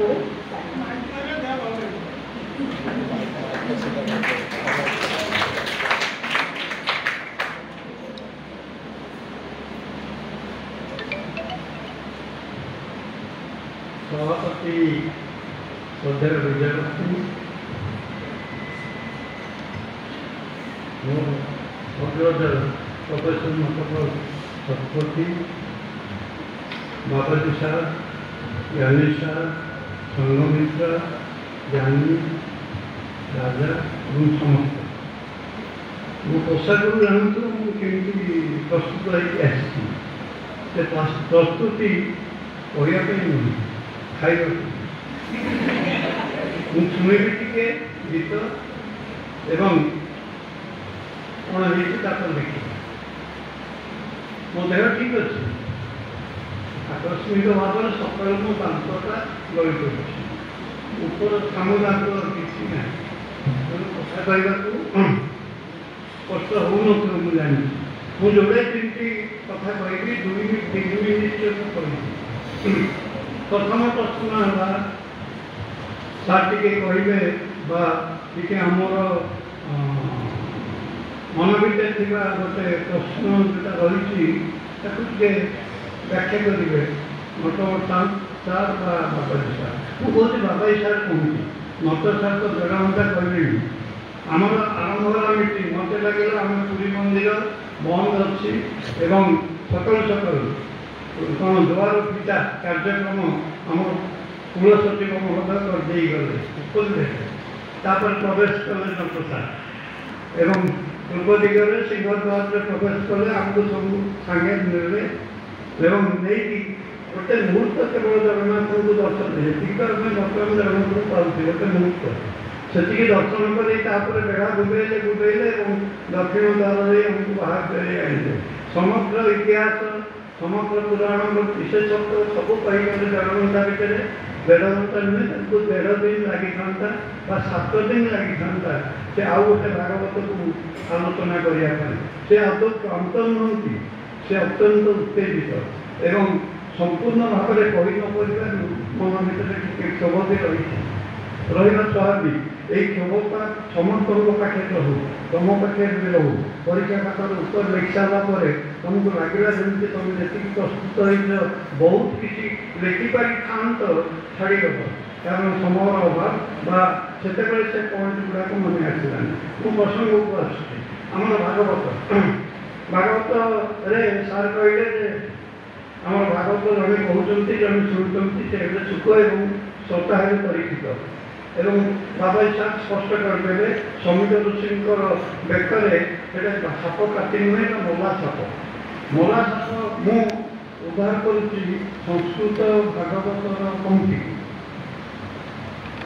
ଏବଂ ମଲା ସାପକୁ ସେ ପକେଇବାରୁ ତାଙ୍କର ପୁଅ ଶୁଙ୍ଗି ଆସି ଯାଇଥିଲେ ସମିତ ସଂଗ୍ରହରେ ଯଜ୍ଞ ପାଇଁ, ହୋମ ପାଇଁ ଏବଂ ସେ ଫେରି ଆସି ଦେଖିଲେ ବାପାଙ୍କର ବେକରେ ମଲା ସାପ ପଡ଼ିଛି। ତା ଅର୍ଥ ସେ ଅପବିତ୍ର ହୋଇଛନ୍ତି।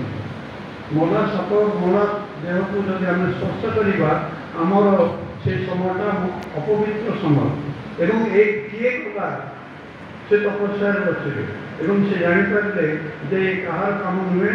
ରଜା ଦୁର୍ଦାନ୍ତ ଏବଂ ଅତ୍ୟନ୍ତ କ'ଣ ଅଶାଳୀନ ରାଜା ପରୀକ୍ଷିତ এই কামটি କରିଛନ୍ତି।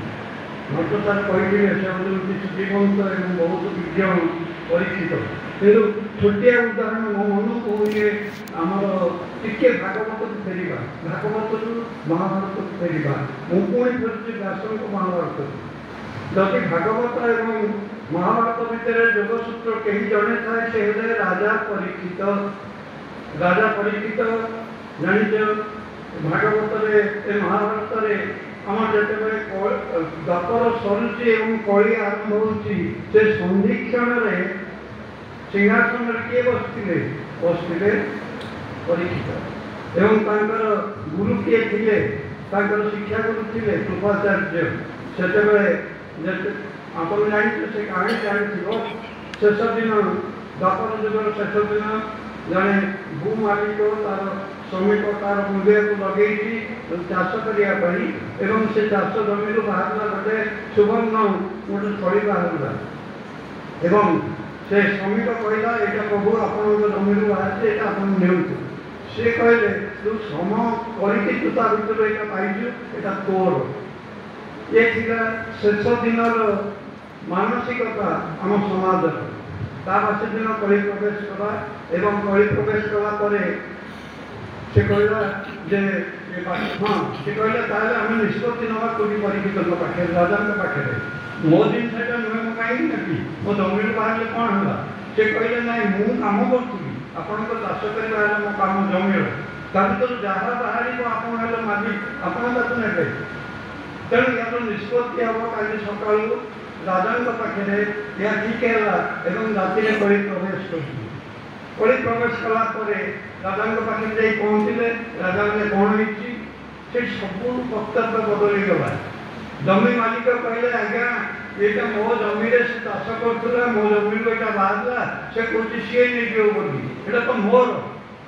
ଏବଂ ଚାଷ ଯିଏ କରୁଛି ଶ୍ରମିକ ବା ମୂଲିଆ, ସେ କହିଲା ଏଇଟା ତ ମୋର, ମୁଁ ଚାଷ କଲି, ମୁଁ ପାଇବି। ତାଙ୍କ ଜମିରେ ବାହାରିଲେ କ'ଣ ହେଲା? ମୋତେ ଏଇଟା ଭଗବାନ ଦେଲେ। ସବୁ ଶୁଣିଲେ ଏବଂ ସେତେବେଳେ ଯୁଧିଷ୍ଠିର ଏବଂ ପଞ୍ଚଭ୍ରାତା ବସିଛନ୍ତି, ଯାଇନାହାନ୍ତି, ସତ୍ୟଗ୍ରହଣ ପର୍ବ ଆରମ୍ଭ ହେଇନି, ବସିଛନ୍ତି ଏବଂ ସେ ଦେଖୁଛନ୍ତି ତାଙ୍କର ଉତ୍ତରାଧିକାରୀ କେମିତି ଜଜମେଣ୍ଟ କରୁଛି, କେମିତି ବିଚାର କରୁଛି। କୃପାଚାର୍ଯ୍ୟ ପାଖରେ ବସିଛନ୍ତି ଏବଂ ସେ କହିଲେ ଯେ ନାଇଁ ୟା ନିଷ୍ପତ୍ତି ଅତି ସରଳ। ଏ ଜମି ମାଲିକ ଯିଏ ତାର ଏଇଟା ନୁହେଁ, ଯେ ପାଇଲା ଚାଷ କରିକି ଶ୍ରମିକ ତାର ବି ଏଇଟା ନୁହେଁ। ଏ ରାଜ୍ୟଟା ହେଉଛି ରଜାଙ୍କର, ଏଇଟା ତେଣୁ ମୋର ବା ଆମ ରାଜର ସମ୍ପତ୍ତି ଏବଂ ତାକୁ ନିଆଗଲା ରାଜକୋଷରେ ସେ ରଖାଗଲା। ଏବଂ ସେଇ ମୁହୂର୍ତ୍ତରେ ଯୁଧିଷ୍ଠିର ନିଷ୍ପତ୍ତି ନେଲେ ଯେ ଆଉ ରହିବା ଉଚିତ ନୁହେଁ, ଆଉ ରହିବା ଉଚିତ ନୁହେଁ। ନ୍ୟାୟ ବର୍ତ୍ତମାନ ନାହିଁ, କଳି ପ୍ରବେଶ କଲାଣି। ତେଣୁ ବର୍ତ୍ତମାନ ଆମକୁ ସ୍ୱର୍ଗାରୋହଣ କରିବାକୁ ପଡ଼ିବ, ପରୀକ୍ଷା କରିବାକୁ ପଡ଼ିବ, ସମସ୍ତଙ୍କଠୁ ବିଦାୟ ନେବାକୁ ପଡ଼ିବ। ମୁଁ ପୁଣି ଫେରି ଆସୁଛି ଭାଗବତକୁ। ଭାଗବତ ଆରମ୍ଭ ହେଇଛି, ସେଇ ନିଷ୍ପତ୍ତି ନେଇଥିବା ଭାଗବତର ଆମର ମୁଖ୍ୟ ଚରିତ୍ର ପରୀକ୍ଷିତ। ଏବଂ ପରୀକ୍ଷିତ ଏଭଳି କାଣ୍ଡଟିଏ କରିଦେଲେ, ଯେତେବେଳେ କଲେ ବାପା ଶ୍ରମିକ ଋଷି ସେ କହିଲେ ନାଇଁ ନାଇଁ ଏମିତି କରନି, ସେ ହେଉଛନ୍ତି ଆମ ରାଜା, ଆମେ ତାଙ୍କ ଜଙ୍ଗଲରେ ତାଙ୍କ ବନସ୍ତରେ ଆମେ ତପସ୍ୟା କରୁଛେ, ସେ ହେଲେ ଆମ ପ୍ରଭୁ, ଏଭଳି ଅଭିଶାପ ଦେ ନା। ତାଙ୍କ ପୁଅ ଶୁଣି କହିଲେ ମୁଁ ଅଭିଶାପ ଦେଇଛି ଏବଂ ତାହା 100% ଫଳବତୀ ହେବ।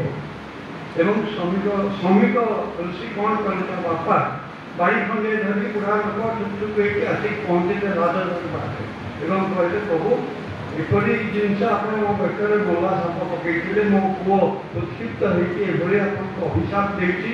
ଆପଣ 7 ଦିନ ଭିତରେ ନିଜର ଜୀବନ ବଞ୍ଚାଇବା ପାଇଁ ସମସ୍ତ ପ୍ରୟାସ କରନ୍ତୁ। ଏବଂ କ'ଣ ସ୍ୱର୍ଗର ଦେବତା, ତାଙ୍କର ଚିକିତ୍ସକ, ରାଜବୈଦ୍ୟ ସମସ୍ତେ ଆସିଲେ କେମିତି ରଜାଙ୍କୁ ସାପ କାମୁଡ଼ିଲା ମାତ୍ରେ ସେ ବିଷକୁ ପୁଣି କାଟିବେ। ଏବଂ ତକ୍ଷକ ସବୁଆଡ଼େ ଜଗିଲା ଏବଂ କୌଣସି ବୈଦ୍ୟ ବା କୌଣସି ଚିକିତ୍ସକଙ୍କୁ ତାଙ୍କ ଭିତରେ ପୁରେଇ ଦେଲାନି। ଏହି ସମୟରେ ଆସି ପହଞ୍ଚୁଛନ୍ତି ସୁକ କାହିଁକି ଆସିଛନ୍ତି? এই যে 7 দিন ভিতরে মরিবা, এই নিশ্চিততা ইয়ে হচ্ছে ଆମ ପାଇଁ ବାର୍ତ୍ତା। ଆମେ ତ ମରିବା, କିନ୍ତୁ ଆମେ ମରିବା ଭିତରେ ଆମ ଜୀବନଟାକୁ ଆମେ ଠିକ୍ ଭାବରେ ପରିଚାଳନା କରିବା। ତାକୁ ନୁହେଁ ଯେ ଆମେ ମରିବା ଅର୍ଥ ଯାହା କିଛି ଆମେ କରିଦେବା। ସେ ସୁକ କହିଲେ 7 ଦିନ ଭିତରେ ତମର ମୃତ୍ୟୁର ଜୀବନ ଆଉ ମୃତ୍ୟୁ ଏଗୁଡ଼ାକ ତମର ଯେଉଁ ମିଶି ଯାଇଛି ତାକୁ ମୁଁ ଅଲଗା କରିବା ପାଇଁ ଗୋଟିଏ ମନ୍ତ୍ର ଦେଉଛି, ଗୋଟିଏ ବାର୍ତ୍ତା ଦେଉଛି, ତାହା ହେଉଛି ମୃତ୍ୟୁଭ କାଟିବ। ସେ ହେଉଛି ଆମର ଭାଗବତ। ଏବଂ ତାକୁ ଶୁଣିଲେ ମଣିଷର ମୃତ୍ୟୁଭୟ କଟେ ଏବଂ ମୃତ୍ୟୁରୁ ତମେ ମରିବା ତ ସମସ୍ତେ, ମରିବା ପର୍ଯ୍ୟନ୍ତ ଆମେ ବଞ୍ଚିବା। ସେ ଏକଥା ଗୁରୁପ୍ରସାଦ କହିଥିଲେ, ରାଜା ପରୀକ୍ଷିତ ଗୋଟିଏ ଦକ୍ଷକର ଗୋଟିଏ ଦଂଶନରେ ଖେଳ ହେଲା ଗୋଟିଏ ପାପର, କିନ୍ତୁ ମୋ ସମ୍ମୁଖରେ ଏକପାଦ ବୃଷଭ ଧର୍ମ ଯେ ଏକପାଦ ବୃଷଭ ଏବଂ ତା ଚିତ୍କାର ହାହାକାର ମୁଁ ଶୁଣୁଛି। ଆମେ ପରୀକ୍ଷିତକୁ ପାଇଲେ ଏଇଭଳି ଏକ ଚରିତ୍ରରେ କଳିଯୁଗର ଆରମ୍ଭ ଏବଂ ସ୍ୱର୍ଗାରୋହଣ ପର୍ବର କ'ଣ ଆରମ୍ଭ ଏବଂ ସେମାନେ ଗଲେ ରାଜ୍ୟ ଛାଡ଼ିଲେ ଏବଂ କେଉଁ ଧାରଣା ନେଇକି ଗଲେ ଯୁଧିଷ୍ଠିର ତା ବୁଝିପାରୁଥିବ। ତାଙ୍କର ଯେଉଁ ରାଜ୍ୟ ଏତେ ଯୁଦ୍ଧ କରିଥିଲେ ତାପରେ ସମାପ୍ତି କ'ଣ? ଦ୍ୱିତୀୟ ଯୋଗସୂତ୍ର ହେଲେ କୃଷ୍ଣ। ଯାହା କଥା ଭାଗବତରେ କୁହାଗଲା ସେଇ ବ୍ୟାସ ସେ ମହାଭାରତରେ ଲେଖିଛନ୍ତି କୃଷ୍ଣଙ୍କୁ। ସାର୍ କହିଲା ବେଳେ ଗୋଟେ ବଢ଼ିଆ କଥା କହିଲେ ନଟ ସାର୍ ଯେ 2 ଜଣ ଥିଲେ ଜଗନ୍ନାଥ ଦାସ, ଜଣେ ଅତି ବଡ଼ି ଆଉ ଜଣେ ସାଦା। ଇଏ ସାଦା ବାଲା ଲେଖିଛନ୍ତି, ଅତି ବଡ଼ି ବାଲା ଲେଖିନାହାନ୍ତି। ଭାଗବତ ସାର୍ କହିଲେ ଆମେ ତା ଭିତରେ ପଶିବାନି। ଆମେ କଳ୍ପବଟ ମୂଳକୁ ଚାଲି ଆସିଲେଣି। ସାର୍କୁ ଦେଖି ପୁରୀ ମନ୍ଦିର ଦେଉଳ ଭିତରେ କଳ୍ପବଟ ମୂଳକୁ ଆଣିଲେଣି, ଫଟ ଗଣେଶ ପାଖକୁ ଠିଆ କରିଦେଲେଣି ଏବଂ ସେଇଠି ଆମେ ଦେଖିବା କଳ୍ପବଟ ଆମ କଳ୍ପନା ଦେଖୁଲେ କଳ୍ପବଟ ମୂଳରେ ଭାଗବତ ରଚନା କରୁଛନ୍ତି। ଚୈତନ୍ୟ ଆସିବା ବହୁ ପୂର୍ବରୁ। ତେଣୁ ଚୈତନ୍ୟ ତାଙ୍କୁ ଅତି ବଡ଼ି ଉପାଧି ଦେବାର ଯାହା ସେ ସନ୍ଦେହ ପ୍ରକାଶ କରିଛନ୍ତି ସଚ୍ଚିଦାନନ୍ଦ ମିଶ୍ର ଏବଂ ନଟ ସାର୍ ତାକୁ ଉଲ୍ଲେଖ କରୁଛନ୍ତି। ମୁଁ ମଧ୍ୟ ତାକୁ ସମର୍ଥନ କରୁଛି। ଦୁଇଟାକ ଧାରା ଅଲଗା। ମୁଁ ସେପଟକୁ ଯାଉନି, ମୁଁ ଯୋଡ଼ିଏ ଜିନିଷ କହିବାକୁ ଚାହୁଁଛି। ସେଇ କୃଷ୍ଣ ମଧ୍ୟ ଆମେ ମହାଭାରତ ବ୍ୟାସ ମହାଭାରତରେ 2 ଜଣ ଡବଲ କୃଷ୍ଣ ଆମେ ଦେଖିଛୁ। ସବୁଠୁ ମଜା କଥା ହେଉଛି ଏମିତି ଗୋଟେ ସମୟରେ ଧର୍ମ ମନା ଗିରିଶ ହୁଏତ ଓଡ଼ିଶାରେ ବା କଟକରେ 10-20 ଜଣ ଥିବେ। ଗିରିଶ ମିଶ୍ର ମଧ୍ୟ ଥିବେ, କିନ୍ତୁ ବୋକ ନାଁଟା ଏକା ହେବନି, ମା ନାଁଟା ଏକା ହେବନି, ଖାଲି ନାଁଟା ଏକା ହେବ। ଆମେ ଯଦି ସେ ପୁରାଣ ଭିତରକୁ ପଶିବା, ଯିଏ ଜଗନ୍ନାଥ ଦାସ ଲେଖିଛନ୍ତି ଭାଗବତ, ତାଙ୍କ ବାପା ନାଁ କ'ଣ, ମା ନାଁ କ'ଣ, ଏବଂ ଅତିବଡ଼ି ଜଗନ୍ନାଥ ଦାସଙ୍କର ବାପା ନାଁ କ'ଣ, ମା ନାଁ କ'ଣ, ଏତିକି ଆମେ ପାଇଥିବା ତାଙ୍କର ଜନ୍ମ ଜାତକ, ତାହେଲେ ଆମର ଏ ସନ୍ଦେହ ଦୂର ହେଇଯିବ ଏବଂ ତାକୁ ଖୋଜିବାର ଦାୟିତ୍ୱ, ଏ ସଂଶୟ ମୋଚନ କରିବାର ଦାୟିତ୍ୱ ଆମମାନଙ୍କର। ଆମେ ପୁଣି ଆସିବା ସେଇ କୃଷ୍ଣଙ୍କୁ, ଯେଉଁ କୃଷ୍ଣ 2ଟା କୃଷ୍ଣ ଆମେ ଦେଖିଥିଲେ। ମୁଁ ଜାଣିନି ଆପଣମାନେ ଜାଣିଛନ୍ତି କି ନାହିଁ, 2 ଜଣ କୃଷ୍ଣ ବ୍ୟାସ ମହାଭାରତରେ ଆମେ କହୁଛେ। ଯେତେବେଳେ ରାଜସୂୟ ଯଜ୍ଞ କରିବାକୁ ପ୍ରସ୍ତୁତ ହେଲେ ଦ୍ୱାରକାରେ, ସେତେବେଳେ ଯେଉଁଥିରେ ଡାକିଥିଲେ ସମସ୍ତ ଗୋପୀମାନଙ୍କୁ, କ'ଣ ଦେବକୀଙ୍କୁ, ରାଧାଙ୍କୁ, ଯାହା ସବୁ କୁହାଯାଉଛି ସେସବୁ ଡାକିଥିଲେ, କିନ୍ତୁ ରାଧା ମହାଭାରତ ନାହାନ୍ତି, ଅଛନ୍ତି ଗୋପୀମାନଙ୍କୁ ଡାକିଥିଲେ ଏବଂ ସମସ୍ତେ ଆସିଛନ୍ତି। ସେ କାହାର ରୂପ? ସେ ହେଉଛି କୃଷ୍ଣଙ୍କର ଏକ କ'ଣ ମାଧୁର୍ଯ୍ୟ ରୂପ ସହିତ ସେ ପରିଚିତ, ଐଶ୍ୱର୍ଯ୍ୟ ରୂପ ସହିତ ସେ ପରିଚିତ ନୁହେଁ। ଦ୍ୱାରକାଧୀଶ କୃଷ୍ଣଙ୍କ ସହିତ ଗୋପୀମାନଙ୍କର କୌଣସି ସମ୍ପର୍କ ନାହିଁ। ଆମର ପ୍ରତ୍ୟେକଙ୍କର 2ଟି ରୂପ ରହିଛି। କୃଷ୍ଣଙ୍କର ବି ସେଇ 2ଟି ରୂପ ଥିଲା। ଗୋପକାଣ୍ଡ ଛାଡ଼ିଲା ପରେ, ଗୋପରୁ ସେ ଚାଲିଗଲା ପରେ ଆଉ ଫେରି ନାହାନ୍ତି ମଥୁରା। କେବଳ ଗୋଟିଏ ବାର୍ତ୍ତାବହ ଆମେ ଶୁଣିଛେ, ଉଦ୍ଧବ ଆସିଛନ୍ତି ଗୋପୀମାନଙ୍କର ଭଲ ମନ୍ଦ ପଚାରିବାକୁ ଆସିଛନ୍ତି ଏବଂ ସେ ଗୋଟିଏ ରୂପକୁ ନେଇ ଯାଇଛନ୍ତି। ଗୋପୀମାନେ କହିଛନ୍ତି ଯେ ଉଦ୍ଧବ କହିବଟି ଗୋପୀନାଥଙ୍କୁ, କରପଲ୍ଲବର କନିଷ୍ଠ ମୁଦ୍ରିକା କଙ୍କଣ ହେଲାଣି ବୁଝନ୍ତୁ, ମୋର କାଳିନାଥର ମୁଦିଟା କାଚ ହେଇଗଲାଣି, ଏତିକି କହିବ ସେ ବୁଝିପାରିବେ। ତେଣୁ ଗୋପୀମାନଙ୍କୁ ସବୁ ବୁଝୁଛନ୍ତି ସେ ମାଧୁର୍ଯ୍ୟମୟ ରୂପ କୃଷ୍ଣଙ୍କର।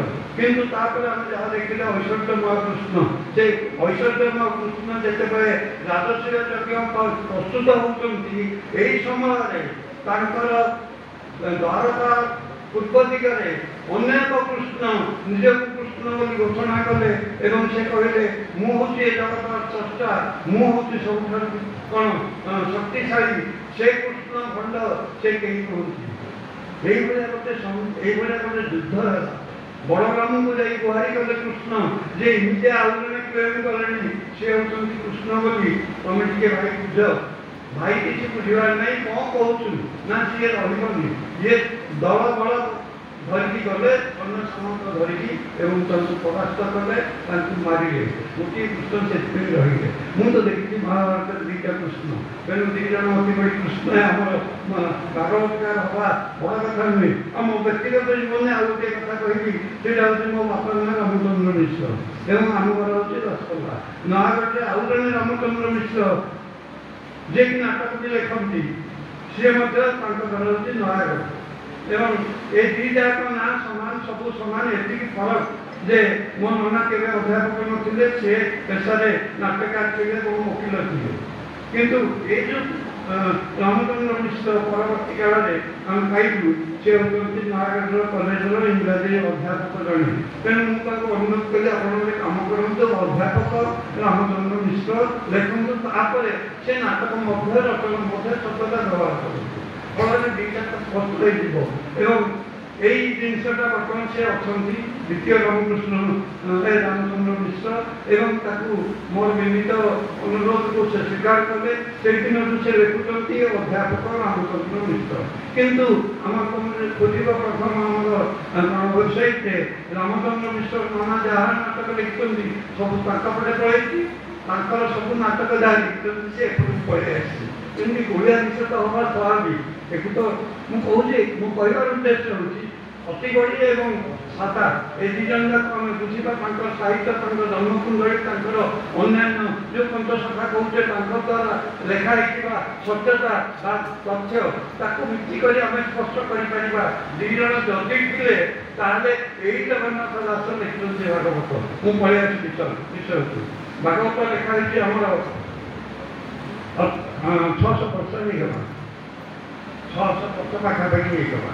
এই 600 ବର୍ଷ ଧରି ଓଡ଼ିଶାର ମୂଲ୍ୟବୋଧ, ଓଡ଼ିଶାର ଚେତନାକୁ ओडिशार भाषा को ओडिशार जनजीवन को जदि कहीं प्रभावित करें ताले गोटे बही ता ना होची भागवत आम आज गोटे पुस्तक विषय आलोचना करते तार जन्म जयंती आज पालन करते गोटे व्यक्तिर नुहे जगन्नाथ दासंकर नुहे आम भागवत करते आसंता काली होची भागवत जन्म आसंता काली होची भागवत जन्म जेहेतु काली आमर कौन चंद्र ग्रहण पड़ुची तेणु आज आम समस्त कौन औपचारिक ये गुड़ाक आज आम पालन करचे से भागवत जन्म कहे भागवत गादी के आज पूजा कराए बहु जगन्नाथ दास आम जानी ये भागवत आम सब इम्पोर्टाट सब मूल्यवान तेणु आम स्थित मन रखा भागवत एकमात्र बही मुझे जानी मोर ज्ञान बहुत सीमित हुए तो ओडिशा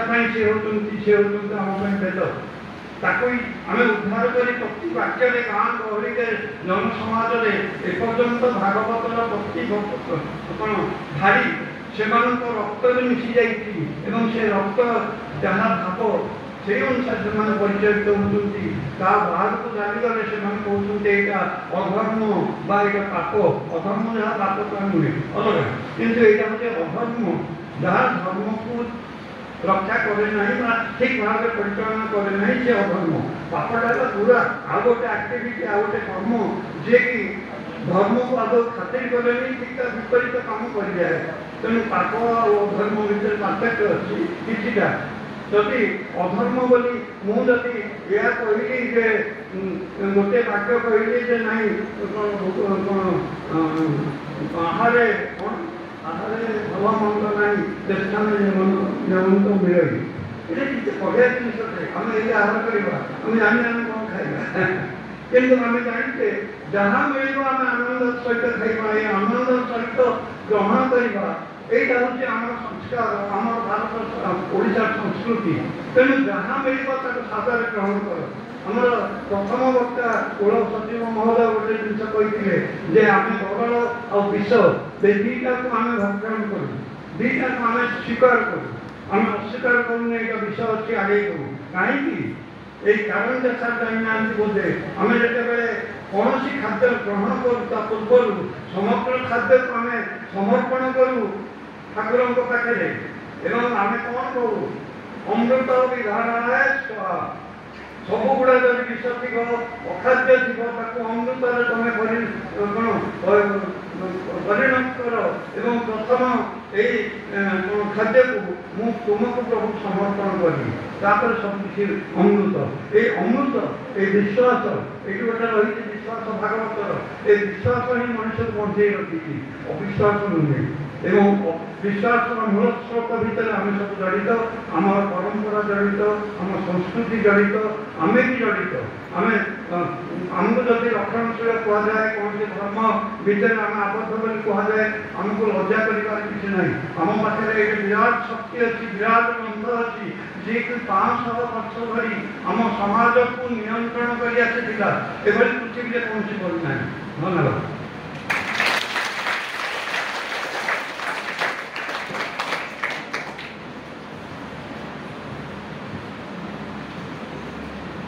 सार को कौ भाषा धन्यवाद देवी मु भाषा पाऊनी केवल गोटे दुईटी कथा कहबी जे पिलाने तमे सार वक्तव्य शुणी सारे नट सार कहले बाबाजी सार कहले आम कुल सचिव महोदय कहले गिरीश सार कहले मु भावुँ तुम्हें जिते मुझे सब क्लास पचारे पिलाने तुम्हें 3टी बही सब पढ़ गोटे सारा महाभारत भागवत दांडी रामायण ये 3टी तुम निश्चित पढ़ तुम पीजी आ म्यूजिक समय भितर किंतु पिलाने केते दूर ग्रहण करती सेटा बेले बेले मो मन में प्रश्न सृष्टि करे जिते जाती पचारे हे तो 2टी कि 3टी पिला हाथ टेकती जे आम पढ़ुचु बोली तेणु से जो परंपरा पूर्व वर्ष त्रिलोचन आमर विभाग में आरंभ करते आम भागवत को पूजा करवा एवं आम विभाग में समस्ते भागवत पूजार परंपरा पारंपरिक समय आरंभ होता एथर जो त्रिलोचन प्रस्ताव मत देते मुझे ना आम से पूजा करवानी अंततः आम गोटे आलोचना चक्र भितर आम आना एवं भागवतर जो मौलिक विचार रही ସେଇଟା ଅନ୍ତତଃ ପିଲାମାନେ ଜାଣନ୍ତୁ। ଆଉ ଆମରି ସାର୍ମାନଙ୍କୁ ଡାକିବା, ସାର୍ମାନେ ତାଙ୍କ ବିଚାର ତାଙ୍କର ଭାଗବତକୁ ନେଇକି ଯାହା ତାଙ୍କର ରହିଛି ତାକୁ ସବୁ ତୁମମାନଙ୍କୁ ଜଣେଇବେ ଏବଂ ମୋର ଆଶା ଆଉ ବିଶ୍ୱାସ ଯେ ତୁମେମାନେ ନିଶ୍ଚିତ ଭାବରେ ଗ୍ରହଣ କରିଥିବ। ମୁଁ ଗୋଟିଏ କଥା କହିବି, ଭାଗବତ ଭାରତୀୟ ବାଙ୍ଗ୍ମୟରେ ତାର ସ୍ଥାନ କେଉଁଠି ତୁମେମାନେ ଏ କଥା କଳନା କରିସାରିବନି ସାର୍ମାନଙ୍କର ଅଭିଭାଷଣ ଶୁଣିବା ପରେ। ମୁଁ କହିବି ଆଉ ଗୋଟିଏ କଥା ଯେ ଆମର ସାମାଜିକ ସାଂସ୍କୃତିକ ଆମ ଭାଷାତାତ୍ତ୍ୱିକ ସବୁ ଦିଗରୁ ଭାଗବତର ସ୍ଥାନ ହେଉଛି ସ୍ୱତନ୍ତ୍ର ଏବଂ ଗୋଟେ ଆବେଗ ଆଉ ବୌଦ୍ଧିକତାର ସଂସ୍ରବ ଆମେ ଏଇ ଭାଗବତ ଭିତରୁ ପାଇଥାଉ ଏବଂ ଆମ ପ୍ରତିଟି ମଣିଷ ଜୀବନର ଗୋଟେ ମାନସିକତା ସହିତ ଭାଗବତର ଆବେଗିକ ସମ୍ପର୍କ ମଧ୍ୟ ରହିଛି। ଯଦି ସେ ଆବେଗିକ ସମ୍ପର୍କ ନଥାନ୍ତା, ସେ ବିଶ୍ୱାସ ବୋଧ ନଥାନ୍ତା, ତାହେଲେ ଯେତେବେଳେ ମଣିଷ ଆମେ ଯେତେବେଳେ ମୃତ୍ୟୁଶଯ୍ୟାକୁ ଯାଉଛେ ସେତେବେଳେ କୁହାଯାଉନଥାନ୍ତା ଯେ ଭାଗବତ ପଢ଼ିଲେ ମୁଖ୍ୟ ପ୍ରାପ୍ତି ହେବ ଯୋଉଟା ସାର୍ କହିଥିଲେ। ତେଣୁ ଗୋଟିଏ ବିଚାର ଗୋଟିଏ ପଟେ, ବିଶ୍ୱାସ ବୋଧ ଗୋଟିଏ ପଟେ।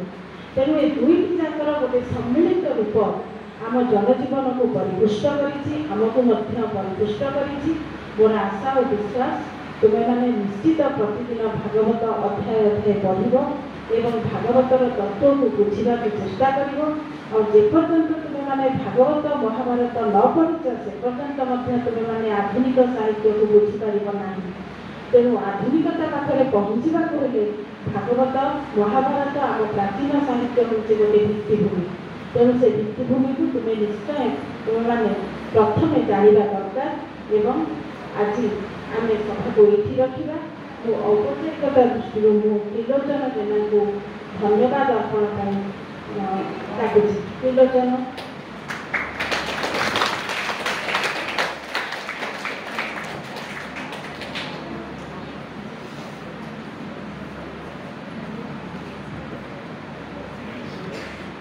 जय जगन्नाथ। आज सारस्वत एवं सांस्कृतिक सभा समस्त उपस्थित ज्येष्ठ श्रेष्ठ एवं कनिष्ठ समस्त मोर यथा मान्य प्रणाम सम्मान स्नेह श्रद्धा एवं आम पाखरे आज जी विराजमान अच्छा श्रीमद भागवत तांको मोर घनिष्ठ प्रणाम। यही अवसर आमे जहाँ एबे शुणिले आमर भोजन विरति पर आमे नाट्य परंपरा क्षुद्र नाटक हिसाब से आमर प्रिय छात्र छात्री माने प्रस्तुत कर समस्त उपभोग कर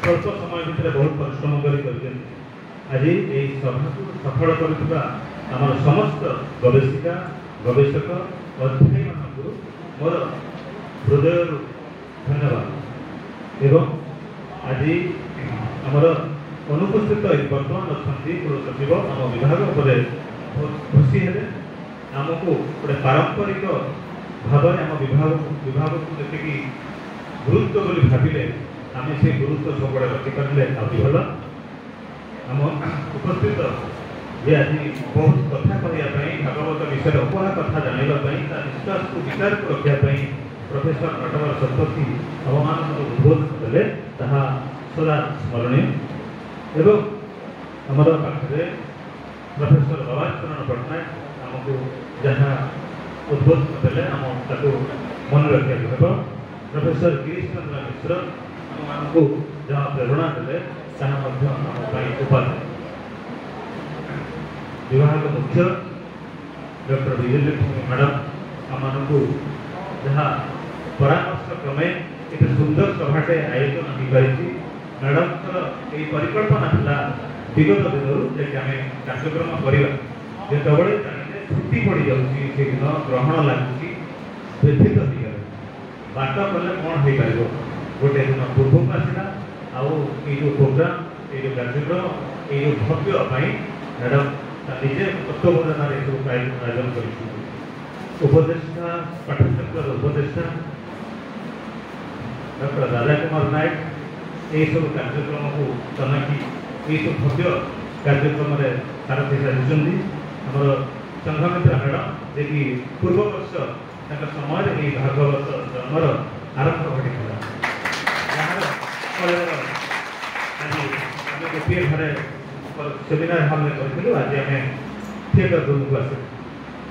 ଆମର ବିଭାଗର ଜ୍ଞାନୀ ସାର୍ ଯେମିତି ଆମକୁ ବହୁତ ପ୍ରେରଣା ଦେଇଛନ୍ତି, ଏ ଯେଉଁ ଆମର ଶୀର୍ଷକ ପାଇଁ ସାର୍ ବହୁତ ଭାବିଚିନ୍ତିକିରି ଶୀର୍ଷକ ରଖିଥିଲେ, ଆଲୋଚନାଟା କେମିତି ଗାମ୍ଭୀର୍ଯ୍ୟ ହେବ ସେଥିପାଇଁ ଜ୍ଞାନୀ ସାର୍ଙ୍କର ଯେଉଁ ବୁଦ୍ଧିମତ୍ତା ଆମ ପାଇଁ ବହୁତ ସହଯୋଗ କଲା। ଆମର ପ୍ରିୟ ମ୍ୟାଡ଼ାମ୍, ସରଳା ମ୍ୟାଡ଼ାମ୍, ଖୁସି ମ୍ୟାଡ଼ାମ୍, ଆଶିଷ ସାର୍ ସମସ୍ତେ ଏହି କାର୍ଯ୍ୟକ୍ରମକୁ କରିବା ପାଇଁ ବହୁତ ପ୍ରେରଣା ଯୋଗାଇଛନ୍ତି। ସବୁଠାରୁ ବେଶୀ ଭଲ ଲାଗିଲା ତୁମମାନଙ୍କ ସହିତ ଆହୁରି ଗୋଟେ ପ୍ରୋଗ୍ରାମ୍ ଅଛି ପରେ, ତାପରେ ଆଉ ଦୁଇଟି ପ୍ରୋଗ୍ରାମ୍ ବାକି ଅଛି, ଆମେ ଶୀଘ୍ର ଯେତେ ଶୀଘ୍ର ଆମେ ପ୍ରସାଦ ସେବନ କରିବା, ପୁଣି ଘରକୁ ଆସିବା, ତାପରେ ଆମେ କାର୍ଯ୍ୟକ୍ରମ ଜାରି ରହିବ, ଆମେ ପ୍ରସାଦ ସେବନ କରିବା। ସମସ୍ତେ ଧନ୍ୟବାଦର ପାତ୍ର ଆଉ ପ୍ରାର୍ଥୀ, ତୁମମାନଙ୍କ ପ୍ରତି ପ୍ରେମ ଶ୍ରଦ୍ଧା ବଳବତ୍ତର ରହିବ। ଜୟ ଜଗନ୍ନାଥ ଏବଂ ଅନ୍ୟ ଅତିଥିମାନଙ୍କ ପାଖରେ କୃତଜ୍ଞତା। ପିଲାମାନେ, କାଲି ଆମର ଗୁରୁ ଦିବସ ଥିଲା। ଭାଗବତକୁ ଆଜି ଆମେ ଗୁରୁ ଭାବରେ ଏଠି ସମସ୍ତେ ବୁଝିଲେ। ତେଣୁ ଜୀବନରେ ଗୋଟିଏ ସଂକଳ୍ପ ନିଅ ଯେ ଭାଗବତ ହେଉଛି ଆମର ଗୁରୁ, ଇଏ ହିଁ ଆମକୁ ବାଟ ଦେଖେଇବ। ତେଣୁ ଭାଗବତ ସେଇ ପୂଜ୍ୟ ଭାଗବତଙ୍କୁ ନମସ୍କାର। ଆଜିର ସଭାକୁ ଆମେ